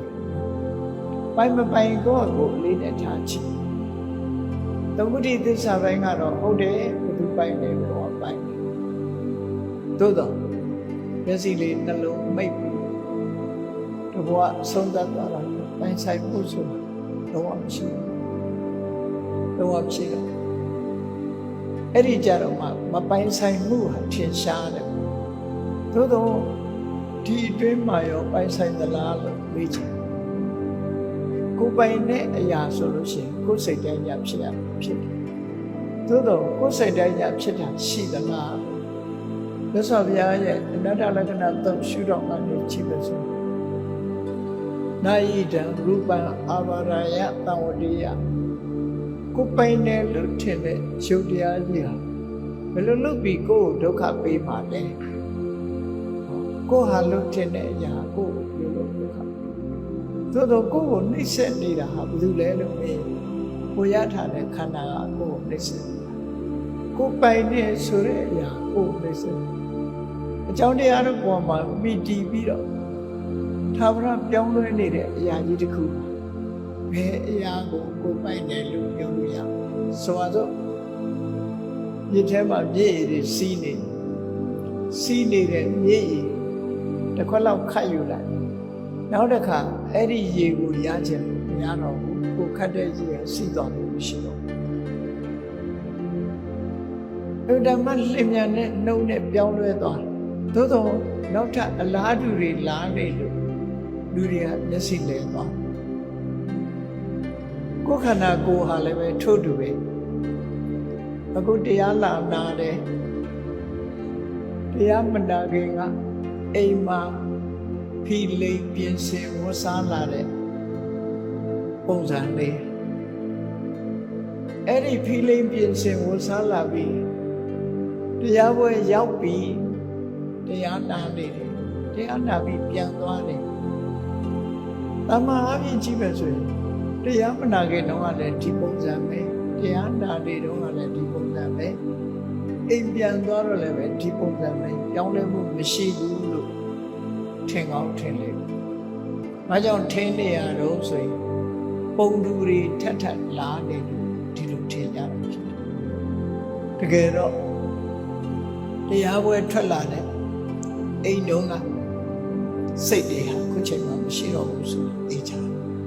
နန္တရားတွေကိုကြည့်လိုက်မယ်ဆိုအဲ့ဒီစိတ်တွေမဟုတ်တော့အဲ့ဒီစိတ်တွေမဟုတ်တော့သလိုအဲ့ဒီရုပ်တွေလည်းမဟုတ်တော့ဘူးတရားပွဲရောက်လာတာဟာလူအစ်စ်ရောက်လာတာဟုတ်ပဲနဲ့ကော်ပီပဲရောက်လာတာဖြစ်တယ်တရားပွဲကပြန်သွားရင်လည်းကော်ပီအနေနဲ့ပဲပြန်သွားမှာဖြစ်တယ်ဘာကြောင့်လို့ဆိုရုပ်တရားဆိုတာထာဝရပြောင်းနေလို့ဖြစ်တယ်သို့သောပြောင်းလဲခြင်းသည်တိတာသောပြောင်းလဲခြင်းနဲ့မတိတာသောပြောင်းလဲခြင်းတစ်မျိုးရှိသည့်အတွက်မတိတာသောပြောင်းလဲခြင်းနဲ့ပြောင်းလဲတာဖြစ်သောကြောင့်လူတွေကငါပဲလို့ပဲဒီလိုထင်နေတာကဲနှစ်ပေါင်းများစွာ10နှစ်15နှစ်ကြာတဲ့အခါကျဒီယုတ်ဒီရှိသေးရဲ့လားအဲ့ဒါပြောင်းသွားလို့ရှိတာနော်တနေ့တည်းပြောင်းတာလားနေ့စဉ်ပြောင်းနေတာလားနေ့စဉ်ပြောင်းနေတာစက္ကန့်ပိုင်းစက္ကန့်မိနစ်ပိုင်းမိနစ်စက္ကန့်အလိုက်မိနစ်အလိုက်ပြောင်းနေချက်ချင်းဝုန်းတိုင်းပြောင်းသွားတာမဟုတ်ဘူးအဲ့ဒီလိုပြောင်းနေတာဝိပဿနာဉာဏ်နဲ့ရှုမှမြင်နိုင်တယ်ဝိပဿနာဉာဏ်နဲ့မြင်ဖို့အတွက်ဘာတွေအရေးကြီးလို့ဆိုတတိရှိဖို့အရေးကြီးတယ်တမာတိအားကောင်းဖို့အရေးကြီးတယ်ဆိုတော့ယောဂါကိုဖြစ်စေတတ်တဲ့ virus ပိုးဆိုတာလူတွေရဲ့မျက်စိနဲ့ကြည့်လို့မမြင်ရဘူးအားကောင်းတဲ့မှန်လူကြီးနဲ့ microscope နဲ့ကြည့်လိုက်လို့ရှိရင် virus ပိုးဆိုတွေ့ပြန်တမာအဖြစ်မမြင်ရဘူးတဲ့ထို့တူပဲဒီပြောင်းလဲမှုဟာတမန်မျက်စိနဲ့ကြည့်လို့ကတော့မပြောင်းဘူးလို့ပဲထင်တယ် သို့တော့ပြောင်းနေတာကတော့သိချင်တယ်ပြောင်းနေသည့်အတွက်ကြောင့်ကိုယ်ပိုင်တာတစ်ခုမှမရှိဘူးလို့ဒီလိုပြောတာသဘာဝတရားတွေဟာတစ်ခုမှပိုင်တာမရှိဒါကြောင့်မို့မြတ်စွာဘုရားကယံဘိက္ခွေတံတုမကံတံပဇေထခြေတယံတို့မင်းတို့မပိုင်တဲ့အရာတစ်ခုဆွန့်လွတ်လိုက်ကြပိုင်ရှင်မဲ့နေတဲ့အရာကိုဆွန့်လွတ်လိုက်ကြသိမ့်ပိုက်ထားဖို့ကြိုးစားကြတယ်တံဝောပဟိနံဟိတံဒုက္ခအဝိတ္တိအဲ့ဒီဆွန့်လွတ်ထားခြင်းဟာအကျိုးစီးပွားဖြစ်ဖို့နဲ့ချမ်းသာဒုက္ခရဖို့အတွက်ဖြစ်လိမ့်မယ်ချမ်းသာခြင်းဒါကိုဆုပ်ကိုင်မထားနဲ့ဆွန့်လွတ်လိုက်လို့သူဆိုဒါပြင်ဟုတ်ပြီလောကမှာရှိသမျှဟာပိုင်ရှင်မဲ့တဲ့ပစ္စည်းတွေဖြစ်တယ်ဘယ်အရာတွေတော့ပိုင်ရှင်မဲ့တာဘယ်အရာတွေတော့ရှင်းရှင်းပြောရရင်ဘုန်းကြီးတို့တဏ္ဍာမှာဖြစ်နေတယ်ခန္ဓာ၅ပါးမှာဖြစ်နေတဲ့အရာများပိုင်ရှင်မဲ့ဘုံပိုင်တယ်လို့ထင်တယ်နော်သို့တော့ပိုင်ရှင်မဲ့တယ်အဲ့ဒီပိုင်ရှင်မဲ့တဲ့အရာတွေပေါ်မှာတွဲမနေနဲ့ဆိုတယ်အဲ့တော့ပိုင်ရှင်မဲ့ပစ္စည်းတွေကိုမြတ်စွာဘုရားကဒီသုတ်တံမှာအမျိုးပေါင်း30ထုတ်ပြီးတော့ပြတယ်အဲ့ဒီအမျိုးပေါင်း30ဟာသူ့မှာရှိတာလို့ဆိုရင်တရားနာပရိသတ်ပေါင်းသူတော်ကောင်းတို့ရဲ့တဏ္ဍာမှာရှိတာလေးချင်းအဲ့တော့ကိုယ်တဏ္ဍာမှာရှိနေတာလေးတွေကိုနည်းနည်းစစ်ဆေးကြည့်အောင်စစ်ဆေးကြည့်အောင်လူတိုင်းမှာမျက်စိဆိုတာရှိတယ်ရုပ်တရားနဲ့ပြောရင်သက္ခုပ္ပတာရယုတ်မျက်စိကြည့်နေတို့သက္ခုပ္ပတာရယုတ်ထဲမှာဒီဘက်ကမြင်စရာအဆင့်အာယုံလေးလာထင်ဟပ်လာတဲ့အဆင့်အာယုံဆိုတာယမယခမျက်စိထဲမှာပေါ်လာတယ်မျက်စိဆိုတာကတစ်ခုမျက်စိထဲမှာပေါ်လာတဲ့အဆင့်အာယုံကတစ်ခုရှိပါအဲ့တော့ဒါဘာကြောင့်ပြောလို့ဆိုမျက်စိထဲမှာပေါ်လာတာတွေကအဆင်းအာယုံလို့ပြောလိုက်မှကုန်မှာဖြစ်တယ်အဲ့ဒါလို့မဟုတ်ဘဲနဲ့မျက်စိထဲပေါ်လာတာတွေတည်ဥထုတ်မယ်ဆိုရင်တော့ဆုံးနိုင်ကြမရှိဘူးမျက်စိထဲမှာဘာတွေပေါ်လာလဲအိမ်တွေပေါ်လာတယ်မြေတွေပေါ်လာတယ်ရွှေတွေငွေတွေပေါ်လာမယ်ကားတွေပေါ်လာတယ်လူတွေပေါ်လာတယ်အဲ့ဒါလို့ပစ္စည်းနဲ့ပြောလို့ရှိရင်ကုန်နိုင်ပါမလားမကုန်နိုင်ဘူးနိုင်ပဲမျက်စိနဲ့မြင်တဲ့အရာဆိုတာလေးတစ်ခုတည်းပဲเนาะမျက်စိနဲ့မြင်တာမျက်စိရှိတယ်မျက်စိနဲ့မြင်ရတဲ့အစဉ်အယုံရှိတယ်အဲ့ဒီနှစ်ခုပေါင်းစပ်လိုက်လို့မြင်မှန်းသိလိုက်တဲ့မြင်သိစိတ်ဆိုတာရှိတယ်အဲ့ဒီမြင်သိစိတ်နဲ့အာယုံနဲ့ဆက်သွယ်လိုက်တဲ့ဆက်သွယ်မှုဆိုဖတ်တာဆိုတာရှိတယ်ဆက်သွယ်မှုဖတ်တာကိုအကြောင်းပြုပြီးစိတ်ခံစားမှုဆိုတာရှိတယ်ဟောကြည့်လိုက်ပဲဆိုရင်မျက်စိရဲ့ဆင်အာယုံရဲ့မြင်သိစိတ်ရဲ့ဖတ်တာဆိုတဲ့ဆက်သွယ်မှုရဲ့စိတ်ခံစားမှုဝေဒနာရဲ့မျက်စိကိုအကြောင်းပြုပြီးတော့သဘာဝတရား၅မျိုးပုံမှန်အဖြစ်ဖြစ်တယ်ဘုသူတဏ္ဍာမှာပဲဖြစ်ဖြစ်မျက်စိလေးနှလုံးဖွင့်လိုက်လို့ရှိရင်မြင်စရာအာယုံမြင်လိုက်မယ်မြင်လိုက်ရင်မြင်မှန်းသိတယ်ဆိုတဲ့စိတ်ပေါ်တယ်ထိုစိတ်ပေါ်ပြီးတဲ့နောက်အာယုံနဲ့ဆက်သွယ်မှုဆိုတဲ့ဖတ်တာကောင်းတဲ့ဆိုတဲ့စိတ်ခံစားမှုဆိုတဲ့ဝေဒနာသဘာဝအဖြစ်ဖြစ်အဲ့ဒါကိုမြတ်စွာဘုရားကသက္ခောသပတိစ္ဆာရူဝေသဥပ္ပိစတိသက္ခဝိညာဏဒိဋ္ဌံသင်္ကတိဖတ်သောဖတ်တာပစ္စယဝေဒနာဒီလိုခေါ်တာအဲ့တော့ကိုယ့်ကိုစဉ်းစားကြည့်မျက်စိနဲ့မြင်လိုက်တိုင်းစဉ်းစားကြည့်လိုက်ဘာမြင်ပန်းလေးတစ်ဝက်မြင်တယ်ဆိုတော့ဟေးအရေးလားထင်တဲ့မိမိရဲ့သက္ကုပ္ပတာရကရုပ်တရားထင်လာတဲ့အဆင့်အာယုံလေးကလည်းရုပ်တရားနှစ်ခုပေါင်းစုံမှုကိုအကြောင်းပြုပြီးတော့ဖြစ်ပေါ်လာတဲ့သိတဲ့စိတ်လေးကဉာဏ်တရားဒ ထိုစိတ်လေးမှာပါလာတဲ့အာယုန်နဲ့ဆက်သက်မှုဆိုတဲ့ဖတ်တာဉာဏ်တရားစိတ်ခံစားမှုဆိုတာလေဉာဏ်တရားသဘာဝအပြင်လူတိုင်းမှာကလေးရောလူကြီးရောဘယ်ပုဂ္ဂိုလ်ပဲဖြစ်ဖြစ်လူတွေမကောင်းနတ်တွေရောတိရစ္ဆာန်တွေရောအလုံးသရဝါတွေမျက်စိပါတဲ့သရဝါတိုင်းဟာဒီငါးခုဖြစ်ပုံမှန်အပြင်ဒီငါးခုဖြစ်အဲ့ဒီငါးခုဆိုတာတစ်ခုနဲ့တစ်ခုတူတဲ့ပုံမှန်အဲ့ဒီငါးခုကိုဘယ်သူပိုင်တယ်လဲလို့ဆိုမြတ်စွာဘုရားကနာတုံမကံမင်းတို့ပိုင်တာမဟုတ်ဘူးတဲ့မင်းတို့မပိုင်ဘူးဆိုတော့ဘယ်သူပိုင်တာလဲဆိုဘယ်သူမှမပိုင်ဒါကြောင့်မို့လို့ဒီငါးမျိုးဟာပိုင်ရှင်မဲ့ပစ္စည်းပဲဖြစ်တယ်ပိုင်ရှင်မဲ့ပစ္စည်းတွေပဲဒါရ။ဘာကြောင့်ပိုင်ရှင်မဲ့လို့ပြောတော့ဆိုဖြစ်လာတာလဲဆိုပါစို့စက္ခုပတာရဆိုတာကြီးကံကြောင့်ဖြစ်လာတယ်။ကံဆိုတာအတိတ်တုန်းကမိမိလုပ်ခဲ့တဲ့ကုသိုလ်ကံအဲ့ဒီကံတရားကြောင့်စက္ခုပတာရလေးဖြစ်လာတယ်။အစင်းအာယုံဆိုတာကံစိတ်ဥဒုအာဟာရကြောင့်ဖြစ်လာတယ်အဲ့ဒီအစင်းအာယုံလေးကမျက်စိထဲမှာလာပြီးတော့ထင်တယ်ဒီနေရာမှာပဋ္ဌာန်းပစ္စည်းနဲ့ပြောလိုက်မယ်ဆိုရင်မြင်သိစိတ်ကလေးဖြစ်လာတယ်လို့ဆိုတဲ့အခါမှာထိုမြင်သိစိတ်ကလေးဒီစက္ခုပတာရဆိုတဲ့မျက်လုံးပေါ်မှာပြီးတော့ဖြစ်တယ်အစင်းအာယုံကိုအာယုံပြုပြီးတော့ဖြစ်တယ်အဲ့ဒါကြောင့်အစင်းအာယုန်ဒီအာရမဏပစ္စည်းမိယာဝတ္ထုလို့ခေါ်တဲ့စက္ခုပတာရယုတ်လေးဒီနေတယပစ္စည်းရောသို့မဟုတ်ဥရိစ္ဆာနာပစ္စည်းပဋ္ဌာန်းပစ္စည်းနဲ့လည်းဒီဟာကိုဟောတာဗျာအစင်းအာယုန်လေးကိုအကြောင်းပြုပြီးစက္ခုဝိညာဉ်စိတ်ဆိုတာမြင်သိစိတ်ဆိုတာဟောတာအဲ့ဒီမြင်သိစိတ်လေးရဲ့အာယုန်ဒီအစင်းအာယုန်ကဖြစ်တယ်အဲ့ဒီအစင်းအာယုံကိုမိပြုပြီးတော့ဖြစ်တဲ့စိတ်ကလေးဟာစက္ခုပတာရဘောကမိပြီးတော့ဖြစ်တာပဲလို့ကြောင့်မိယာဖြစ်တဲ့စက္ခုပတာရမျက်လုံးကလေးသည်နေတယပစ္စယောသို့မဟုတ်ပုရိစ္ဆာနာပစ္စယောဒီလိုဆိုတာအခါစက္ခုဝိညာဉ်စိတ်လေးဖြစ်တဲ့အခါဘာပါလာတော့ဖတ်တာပါလာတယ်ဝိရဏပါလာစက္ခုဝိညာဉ်စိတ်မြင်သိစိတ်ရဲ့ဖတ်တာရဲ့ဝိရဏရဲ့သဟဇာတာပစ္စယောအညမညပစ္စယောအဋ္ဌိပစ္စယောအဘိဓပစ္စယောဆိုတာဖြစ်တံတယုဒ္ဓပစ္စယောအဋ္ဌိပစ္စယောဟောတယ်လို့ပဋ္ဌာန်းအနေနဲ့ပြောလိုက်မယ်ဆိုရင်အဲ့ဒီစွမ်းရည်တတ္တိတွေနဲ့ခြေစုပ်ပြုပြီးစက္ခုတာရစိတ်လေးရလည်းဖြစ်ပြီးရင်စိတ်16ချက်ဥပမာပဲမှတ်လို့လွယ်အောင်ပြောမယ်ဆို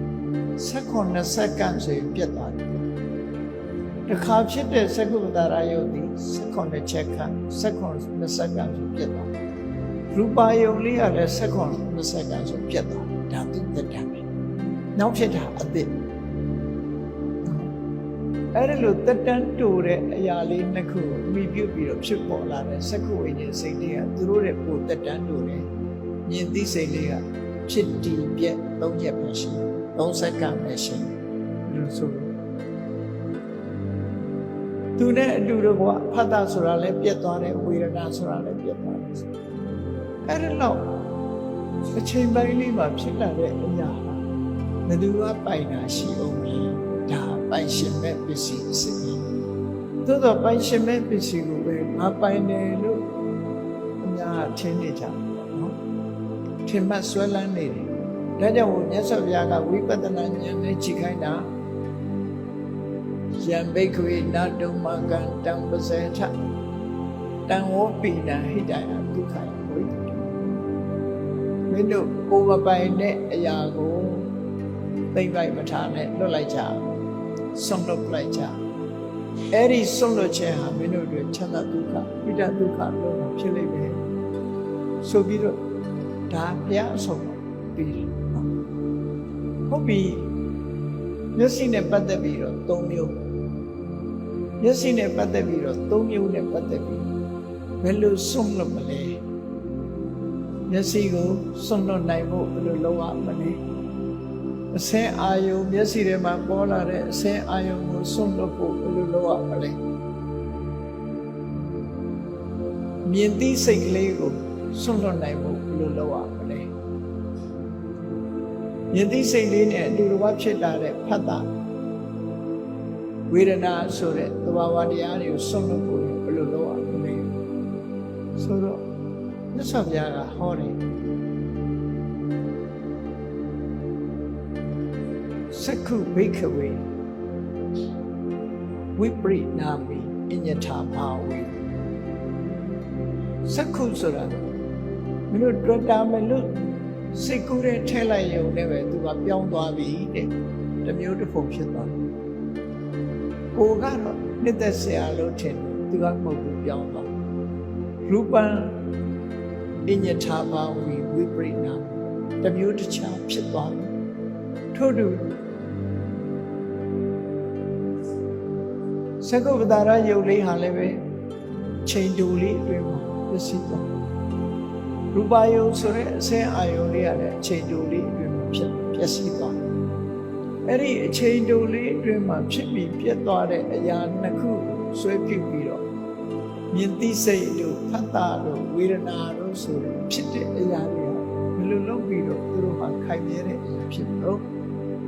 အနိစ္စသံဃုတံကုတောနိစ္စမဝိတ္တိမျက်စိနဲ့အစင်အာယုံနှစ်ခုသည်မမြဲဘူးမမြဲတဲ့အရာကိုဆွဲမိပြီးတော့ဖြစ်လာတဲ့မြင်သိစိတ်လေးဟာဘယ်လိုလုပ်မြဲမလဲအဲ့ဒီလိုမြင်အောင်ဝိပဿနာဉာဏ်နဲ့ရှုပါတည်တတ်တဲ့အမေဖေကမွေးတဲ့သာသမီသည်ဘယ်မှမသိပဲရှိဘူးသဘာဝဒီလိုပြောမြင်သိစိတ်လေးနဲ့ဖတ်တာတို့စိတ်ခံစားချက်တို့ဆိုတာဟာဘယ်သူကိုအမိပြုပြီးဖြစ်ကြတာတော့လို့ဆိုရင်ဟောဒီစက္ခုပ္ပတာရဆိုတဲ့မျက်လုံးလေးရဲ့မျက်လုံးထဲမှာထင်းလာတဲ့ရူပယုံဆိုတဲ့အဆက်အာယုံအဲ့ဒီနှစ်ခုကိုဆွဲမိပြီးတော့ဖြစ်တာတဲ့အဲ့ဒီနှစ်ခုသည်အချိန်ပိုင်းလေးအတွင်းမှာပြောင်းလဲပျက်စီးသွားတယ်ပြောင်းလဲပျက်စီးသွားတဲ့အရာကိုအမိပြုပြီးမှဝေးဖွာလာရတဲ့စက္ခုဝိညာဉ်စိတ်တို့ဖတ်တာတို့ဝေဒနာတို့ဘယ်မှာခိုင်မြဲတာရှိပါလဲအဲ့ဒီလိုဆင်ញင်သုံးသပ်ကြည့်ပါဆင်ញင်သုံးသပ်ကြည့်လို့ရှိရင်ဒီအရာတွေဟာလုံးဝခိုင်မြဲတာတည်ထက်နေတာလုံးဝပြောင်းလဲမှုကင်းတာမျိုးဆိုတာမရှိဘူးအမြဲတမ်းပြောင်းနေတာအမြဲတမ်းပေါ်လိုက်ပြောင်းလိုက်ဖြစ်နေတယ်ဆိုတဲ့သဘောတရားတွေကိုရှုမြင်သုံးသပ်နိုင်မှာဖြစ်တယ်သူတို့ကိုပိုင်ဆိုင်တဲ့ပုဂ္ဂိုလ်ဆိုတာလုံးဝမရှိဘူးဒါကြောင့်မို့ပိုင်ရှင်မဲ့ပစ္စည်းတွေသာဖြစ်တယ်ဒီပိုင်ရှင်မဲ့ပစ္စည်းတွေလူတွေကမလုပ်ဘူးငါမျက်လုံးငါအစင်ငါသိတာငါရဲ့ခံစားချက်နဲ့ဆိုပြီးသိမ့်ပိုက်နေကြတယ်အဲ့ဒီလိုသိမ့်ပိုက်နေခြင်းကြောင့်ဆင်းရဲဒုက္ခတွေကြုံတွေ့ရဖြစ်တယ်စိတ်ချမ်းသာမှုတွေထာဝရငြိမ်းချမ်းမှုတွေလက်လွတ်ဆုံးရှုံးပုံရတယ်ဒီလိုဆိုနော်ထို့တူပဲနားနဲ့ပတ်သက်ပြီးတော့လည်းကြည့်လိုက်တမန်အပြင်အရသုံးစကားနဲ့နားထောင်ကြည့်နားရှိတယ်နားရှိတော့အတန်ဟူသမျှကြားရတယ်နားကတစ်ခုအတန်ကတစ်ခုနှစ်ခုနားနဲ့အတန်ဆုံလိုက်တဲ့အခါမှာဈာတိစိတ်ဖြစ်တယ်ဈာတိစိတ်ဖြစ်လိုက်တာနဲ့တပြိုင်နက်ဆက်သွယ်မှုဖတ်တာစိတ်ခံစားမှုဝေဒနာစတိုက်ဖြစ်တာပရိစ္ဆေသောဥပဒေကြည့်မယ်ဆိုရင်သလရဏပစ္စယဖတ်သောဖတ်တာပစ္စယဝေဒနာအာရှိလို့ဒါရှိအဲ့တော့နားနဲ့ပတ်သက်လာတဲ့အခါမှာဈာတိမှုနဲ့ပတ်သက်လာလို့ရှိရင်လေသောတာပတ္တရာရဲ့တတ္တာယုံရဲ့သောတာဝိညာဉ်ရဲ့ဖတ်တာရဲ့ဝေဒနာအဲ့ဒါလည်းတခဏအတွင်းမှာပျက်စီးသွားတာဖြစ်လာပြီးတဲ့နောက်ပြတ်သွားတာဖြစ်လို့ဒီသဘာဝတရားဟာလည်းပဲပိုင်ရှင်မဲ့ပစ္စည်းသာဖြစ်တယ်ကိုပိုင်လိုက်လို့ရှင်သိမ်းထားလို့ရမှာပေါ့သိမ်းလို့မရဘူးလေအခုကြာအခုပျောက်သွားတာသိမ်းလို့မရတဲ့အရာတွေပဲဖြစ်ပိုင်ဆိုင်တိုင်းစွာမရှိဘူးကဲနှာခေါင်းကနမ်းရှူရတဲ့အရာလေးတစ်ခုကိုကြည့်လိုက်နှာခေါင်းရှိတယ်နှာခေါင်းထဲမှာလာပြီးတော့ထင်ဟတဲ့အနံ့ရှိတယ်အနံ့ကိုသိတဲ့စိတ်ဖြစ်တယ်ဖတ်တာဖြစ်တယ်ဝေဒနာဖြစ်တယ်ငါးခု အဲ့ဒါလည်းတက္ကနာအတွင်းဖြစ်ပြီးတော့ပြတ်သွားတယ်ကိုအာယုံတိုက်ဆိုင်ခိုင်းလေးမှာတတိထားပြီးတော့ကြည့်တတ်ဖို့လို့နော်အဲ့ဒီ၅ခုဟာလည်းပဲပိုင်ရှင်မဲ့ပစ္စည်းပဲဖြစ်တယ်ဘယ်သူမှမဟုတ်ဘူးနောက်တစ်ခါလျှာနဲ့ကိုကြည့်လျှာရဲ့အရသာရဲ့လျက်သိတဲ့စိတ်ရဲ့အတ္တရဲ့ထမင်းစားတဲ့အခါကျတော့စဉ်းကျင်ကြည့်လိုက်ထမင်းစားရင်စဉ်းစားထွေးလေးတစ်လုံးဇတ်ထဲထည့်လိုက်ပြီးဆိုလိုက်တာနဲ့တပြိုင်တည်းမြေဥသိပါရင်စက်တဲ့အရာဝေတော်ရဲ့ပါရင်ခါမဲ့အရာညညရင်ဆိုရင်ချိုတဲ့အရာတရားသာပေါ်လာလိမ့်မယ်အဲ့ပေါ်လာတဲ့အခါရှားရဲ့အရာသာရဲ့ချုံမန်းခမ်းမန်းသိတဲ့အသိရဲ့ဆက်သွယ်လာတဲ့ဖတ်တာရဲ့အချိုကြိုက်ရင်ကြိုက်လိုက်တာဆိုတဲ့ဒုက္ခဝေဒနာမကြိုက်ဘူးဆိုလို့ရှိရင်မကြိုက်တဲ့ဒုက္ခဝေဒနာဟိုတွဲစားရင်လည်းဒါတွေပဲပေါ်လာလူတွေကအဲ့ဒါကိုအာယုံပြုတ်နိုင်လားဆိုတော့ပြုတ်နိုင်ဘူးဘာတွေအာယုံပြုတ်လို့ဟာစက်သားကြော်ကကောင်းတယ်ဗျာကြော်ကကောင်းတယ်ဟဲ့နဲ့ဆိုပြီးမြုပ်သီးတောင်းလေးကထမင်းမိန်နဲ့ဒါတော့ပဲတွေးတာဟုတ်တကယ်ဖြစ်နေတာအဲ့ဒါတွေမဟုတ်ဘူးတကယ်ဖြစ်နေတာဘာတော့ဇီဝပတာရရဲ့ရတယုံရဲ့လျက်တိစိတ်ရဲ့ပတာယုံရဲ့ဒါဖြစ်ပြီးရင်ပြတ်သွားပြန်အဲ့တော့ထမင်းစားရင်လည်းဝိပဿနာတရားရှုပွားလို့ရတယ်ဆင်ញင်စဉ်းစားကြည့်မြတ်စွာဘုရားကိုယ်တိုင်ကဘယ်လိုလဲဇီဝံသပတိသရတိသဥပ္ပစ္စတိဇီဝဝိညာဏဒိဋ္ဌံသင်္ကတိဖတ်တော်ဖတ်တာပစ္စယဝေဒနာလျှာကိုအကြောင်းလျှာနဲ့အရသာကိုအကြောင်းပြုပြီးတော့လျက်တိစိတ်ဖြစ်တယ်အဲ့ဒီ၃မျိုးပေါင်းလိုက်တဲ့အခါမှာဖတ်တာဖြစ်လာတယ်စိတ်ခံစားမှုဝေဒနာဖြစ်လာတယ်ဒီလိုပေါ့ထမင်းစားတဲ့အခါအဲ့ဒီ၃မျိုးကိုတွေ့အောင်စားကြည့်အဲ့တော့ထမင်းပွဲမှာဟိမကောင်းလို့ရံဖြစ်တာမရှိတော့ဘူးအဲ့ကျနော်ထမင်းစားရင်စဉ်းစားကြည့်အဲ့ဒါလေးသာစဉ်းစားကြည့်စီဝါရှားရဲ့ရှားပေါ်မှာပေါ်လာတဲ့အရာလေးရဲ့အဲ့ဒီအရာကိုသိတဲ့စိတ်လေးရဲ့ဆက်သွယ်တဲ့ဖတ်တာဆိုတာဒီအာယုန်နဲ့တွေ့လို့ရှိရင်စိတ်ခံစားမှုတွေပေါ့အဲ့ဒီသဘောတရားလေးကိုစဉ်းကျင်စဉ်းစားကြည့်အဲ့ဒီတရားတွေဟာလည်းအခုဖြစ်အခုပြတ်သွားနောက်ထပ်ထပ်ဖြစ်နောက်ထပ်ပြတ်သွားအဲ့ဒါလည်းပိုင်ရှင်မဲ့ပစ္စည်းပဲဖြစ်တယ်ဘယ်သူမှမပိုင်ထို့တူပဲခန္ဓာကိုယ်နဲ့တွေ့လိုက်မယ်ဆိုပါတော့အိယာပေါ်အိတ်နေတယ်သို့မဟုတ်ကလထိုင်ပေါ်ထိုင်နေတယ်ကလထိုင်ကြီးကမာလို့တင်မားတွေနားတယ်အိယာကမာလို့ကြောတွေအောင့်တယ်ဆိုတာလည်းရှိတယ်ဟောအိယာကဆက်ဆက်ကလေးအိလိုကောင်းတယ်ဆိုရင်ကြည့်ကာယင်္စပတိစ္ဆဖွတ်တပိစ္ဆဥပ္ပစ္စတိကာယဝိညာဏဒိဋ္ဌံသင်္ကတိဖတ်တော်ဖတ်တာပစ္စယဝိကိုကာယရဲ့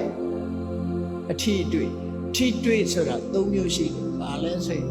ပြော့တာမာတာလည်းအထီးတွေ့ပဲ။ပူတာအေးတာလည်းအထီးတွေ့ပဲ။တွန်းခန္ဓာလှုပ်ရှားတာလည်းအထီးတွေ့ပဲ။အဲ့ဒီ၃မျိုးကိုတွေ့တယ်။အဲ့ဒီတွေ့တဲ့အခါမှာထိတိစိတ်ဖြစ်လာ။ထိတိစိတ်နဲ့အတူတကွအာယုန်နဲ့ဆက်သွယ်တဲ့ဖတ်တာစိတ်ခံစားတဲ့ဝေဒနာဆိုတာပေါ့။အဲ့တော့ကာယဒေါရနဲ့ပတ်သက်ပြီးတော့လေအိမ်ရင်းနဲ့စဉ်းစားကြည့်ခေါင်းပေါ်ခေါင်းလေးချထားပြီးတော့စဉ်းစားကြည့်လိုက်ခေါင်းကကာယပတ္တာရခေါင်းအုံးလေးကဖွတ်တတ်ပါဟောခေါင်းနဲ့ခေါင်းထိမှန်းသိတာကကာယဝိညာဉ်စိတ်ပြော့အေးမို့တက်တာဆက်သွယ်တာဖြစ်လို့ထိတာဖြစ်တော့ကြောင့်စိတ်ထဲမှာကျဉ်တ်တာဒုက္ခဝေဒနာခေါင်းအိပ်ရင်လည်းပဲ၃ခုဆိုတာကိုစဉ်းစားကြည့်နော်၃ခုဖြစ်နေတယ်ဆိုတာကိုစဉ်းစားကြည့်အဲ့ဒီလို၃မျိုးကိုစဉ်းစားပြီးတော့အိပ်လိုက်ဝိပဿနာကမ္မထာနဲ့ရှုအဲ့ဒီကိုယ်ကာယနဲ့ပတ်သက်လာလို့ရှိရင်လေဒီ၅မျိုးဟာပိုင်ရှင်မဲ့ပဲပိုင်ရှင်မဲ့ပစ္စည်းဖြစ်တယ်သူကသူဖြစ်ပြီးသူကသူပြတ်သွားတယ်ကိုယ်တော်မသိလိုက်လူတွေကပဲသိဒီကောင်းလေးကောင်းတာအဲ့လိုကောင်းတယ်ဆိုအဲ့လူကသာအိတ်တာ စိတ်ကနေလည်းကလှုပ်ခဲတာတွေတွေးတယ်နေ့ပြင်ကလှုပ်မဲ့ဟာတွေတွေးတယ်နော်ဒါတွေပဲစိတ်ကပြန်ရောက်သွားပြီခေါင်းနဲ့ထိမှန်းတောင်တစ်ခါတလေသိချင်မှသိတယ်တွေးချင်တာတွေတွေးပြီးတော့ပြီးသွားတာတနေ့ကိုအဲ့တော့တကယ်ကလူတွေဟာတတိလက်လွတ်ဖြစ်နေတယ်တတိလက်လွတ်ငှက်တောင်ကျွတ်ငှက်ဟာတောင်ကျွတ်ပြန်လိုက်တော့ရောက်တဲ့ကိုင်လွတ်ဒုက္ခရောက်တာပဲအဲ့ဒါလို့ပဲအခုလို့ဘဝမှာတတိလက်လွတ်ဖြစ်သွားပြီဆိုလို့ရှိရင်အမှန်တရားနဲ့ဝေးကွာနေလို့နောက်ဆုံးမှာဆင်းရဲဒုက္ခနဲ့ကြုံတွေ့ချတာအဲ့တော့ကိုယ်ကာယနဲ့ပတ်သက်ပြီးတော့တွေ့လာတဲ့၅မျိုးဟာလည်းပိုင်ရှင်မဲ့ပစ္စည်းတွေဖြစ်တယ်ဟုတ်ပြီမျက်စိနဲ့လည်းမြင်တာမဟုတ်ဘူးနားနဲ့လည်းကြားတာမဟုတ်ဘူးနှာခေါင်းနဲ့လည်းလမ်းရှုတာမဟုတ်ဘူးလျှာနဲ့လည်းအရသာခံတာမဟုတ်ဘူးခန္ဓာကိုယ်နဲ့လည်းထိတွေ့တာမဟုတ်ဘူးစိတ်ကူးတတ်တခါတလေလူကဘာကိုမှတတိပဋ္ဌာန်းပဲနဲ့လက်ပြင်ကလုံးမဲ့အလုံးတွေးခြင်းတွေးပဲမနေ့ကတွေးခဲ့တာဒီပြန်တွေးခြင်းတွေးနေပြီအဲ့ဒီတွေးနေပြီဆိုလို့ရှိရင်မနင်းစပဋိစ္စဓမ္မေစဥပ္ပစ္စတိမနောဝိညာဏမနင်းစတွေးတဲ့အဝိဇ္ဇံဆိုတဲ့စိတ်နဲ့ဓမ္မလို့ခေါ်တဲ့စိတ်အာယုတွေးစေအာယုရဲ့အဲ့ဒီနှစ်ခုစုံပြီးလိုက်တဲ့အခါမနောဝိညာဏဓာတ်လို့ဆိုလို့တွေးသိစိတ်ဖြစ်လာတွေးသိစိတ်ဖြစ်လာတဲ့သုံးခုစုံလို့ပါဝင်လာတဲ့ဖတ်တာရဲ့စိတ်ခန္ဓာဝိညာဏငါးခုမျက်စိနဲ့မြင်တာမဟုတ်ဘူးနားနဲ့ကြားတာမဟုတ်ဘူးကြားခိုက်မဟုတ်ဘူးမြင်ခိုက်ကြားခိုက်နားခိုက်လျှက်ခိုက်ထိတိခိုက်မဟုတ်ပဲနဲ့တွေးကြည့်တဲ့အနေအထားမျိုးဆိုလို့ရှိရင်အဲ့ဒီငါးခုဖြစ်တယ်အဲ့ဒါလည်းပိုင်ရှင်မဲ့ပစ္စည်းပဲဖြစ်တယ်ကဲလောကမှာကိုပိုင်တာဆိုတာတစ်ခုမှမရှိဘူးအဲ့ဒီပိုင်ရှင်မဲ့ပစ္စည်းအမျိုးပေါင်း30ရှိတယ်ဒီ30ဟာနေ့စဉ်နဲ့အများဘုန်းကြီးတို့တွေမှာတမ္မာအဖြစ်ဖြစ်နေတယ်ဒါမှဖြစ်တဲ့လူတယောက်မှမရှိဘူးအကုန်လုံးဓာရ6ပါးအာယု6ပါးနဲ့စုံစည်းတဲ့အခါတိုင်းမှာဒီတိုင်းဖြစ်တယ်အဲ့ဒါကိုမြတ်စွာဘုရားဒီတုတ်ကိုမှာဟောတာစက္ခုဘေကဝေနတုံမာကံတောင်စေချတောင်ဝပိနာဟိတယဒုက္ခမျက်စိဟာနံပါတ်1ငါအုပ်စုမျက်စိနဲ့မြင်တဲ့အချိန်မှာဖြစ်ပေါ်လာခဲ့တဲ့တရား5မျိုးစက္ခုနတုံမာကံမျက်လုံးဟာသင်တို့ဟာမဟုတ်ဘူးရူပါနတုံမာမြင်ရတဲ့အဆင့်ဟာလည်းမင်းတို့ဟာမဟုတ်ဘူးစက္ခုဝိညာဏနတုံမာမြင်သိစိတ်ကလေးကလည်းမင်းတို့ဟာမဟုတ်ဘူးစက္ခုတဖတ်သောနတုံမာသုံးခုပေါင်းစုံလို့ဖြစ်လာတဲ့ဖတ်တာဆိုတဲ့အာယုန်နဲ့စုံစည်းမှုတွေကလည်းမင်းတို့ဟာမဟုတ်ဘူးယံဝေရိတံဖတ်တံပဋိစ္စယံဝေရိတံဒုက္ခဝါဒုက္ခအဒုက္ခမဒုက္ခအာယုန်နဲ့စိတ်နဲ့ဆက်သွယ်ခြင်းကြောင့်ဖြစ်ပေါ်လာတဲ့စိတ်ခံစားမှုဒုက္ခပဲဖြစ်ဖြစ်ဒုက္ခပဲဖြစ်ဖြစ်အဒုက္ခမဒုက္ခလို့ခေါ်တဲ့စိတ်ခံစားမှုပဲဖြစ်ဖြစ်အဲ့ဒီခံစားမှုမှန်သမျှဟာလည်းပဲသင်တို့မှာမဟုတ်ဘူးတံပဇေထအဲ့ဒီပစ္စည်းတွေပေါ်မှာတွေ့တာပြီးတော့မထားနဲ့ဆွန့်လွတ်လိုက်ကြလို့ဆိုဒီနေရာမှာမျက်စိကိုဖယ်ခိုင်းတာမဟုတ်ဘူးအစင်းအာယုကိုဖယ်ခိုင်းတာမဟုတ်ဘူးမြင်သိစိတ်ကိုဖယ်ခိုင်းတာမဟုတ်ဘူးဖတ်တာဝေဒနာတို့ကိုဖယ်ခိုင်းတာမဟုတ်ဘူး